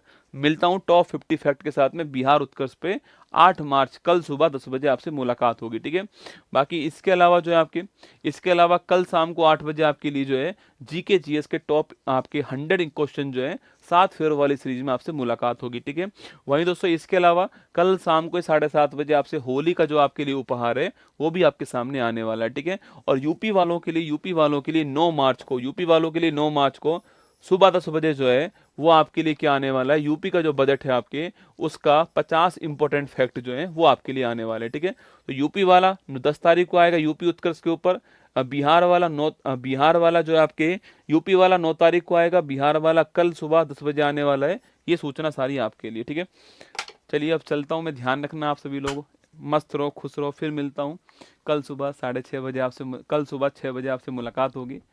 क्लास कैसी लगी कमेंट में बताना मुझे, 1-2 बार क्लास देख लेना, अच्छा रहेगा, यकीन मानना। इस क्लास को छोड़ना मत, रिवाइज करना 2-3 बार जो है। और कल मैं आपको अगले सप्ताह का क्या प्लान रहने वाला है वो कल मैं आपको बताऊंगा, तैयार रहना। 9 तारीख को फाइनल है, 10 बजे सुबह क्लास है, फाइनल देखना 10 बजे के बाद में, मैं नहीं रोकूंगा आपको। जिंदगी का फाइनल मैच उस परीक्षा हॉल में होने वाला है, उस फाइनल मैच को आपको जीतना है। बाकी कोई फाइनल हार जाओ फर्क नहीं पड़ता है, वो फाइनल मैच आपका जीतना चाहिए। जब आंखों में अरमान लिया, मंजिल को अपना मान लिया, मुश्किल क्या आसान क्या, जब ठान लिया तो ठान लिया। जब आपने ठान लिया है तो सब कुछ संभव है। जय हिंद, थैंक यू। पूरी धरा साथ दे तो और बात है, तुम जरा साथ दो तो और बात है, चलने को तो एक पैर पर चलती है दुनिया, दूसरा पैर साथ दे तो और बात है। ये सफर 4 नवंबर 2019 को चालू किया था, आपके प्यार की बदौलत इतना लंबा समय जो है वो हमने साथ में गुजार लिया है। उत्कर्ष परिवार आज जो है 14 मिलियन के एकदम गेट के ऊपर खड़ा हुआ है। बस देरी है आपके नॉक नॉक करने की, आपके सब्सक्राइब करने की। 14 मिलियन का परिवार हमारा होने वाला है और 22 मार्च को आगरा सेमिनार के अंदर मैं 14 मिलियन का केक काटूंगा। ये मेरा आपसे वादा रहा। बस आपसे एक रिक्वेस्ट है मेरी तरफ से कि अगर आपने उत्कर्ष के चैनल को सब्सक्राइब नहीं किया है तो कर लीजिएगा। मैं चाहता हूं कि 14 मिलियन के सुनहरे आंकड़े में आपका भी नाम हो, आपका भी भागीदारी हो। तो 14 मिलियन तक पहुंचाने के लिए आपका बहुत बहुत आभार। सब्सक्राइब नहीं किया है तो कर लीजिए। 22 मार्च को आगरा के अंदर हम 14 मिलियन का केक काटने वाले हैं। जय हिंद।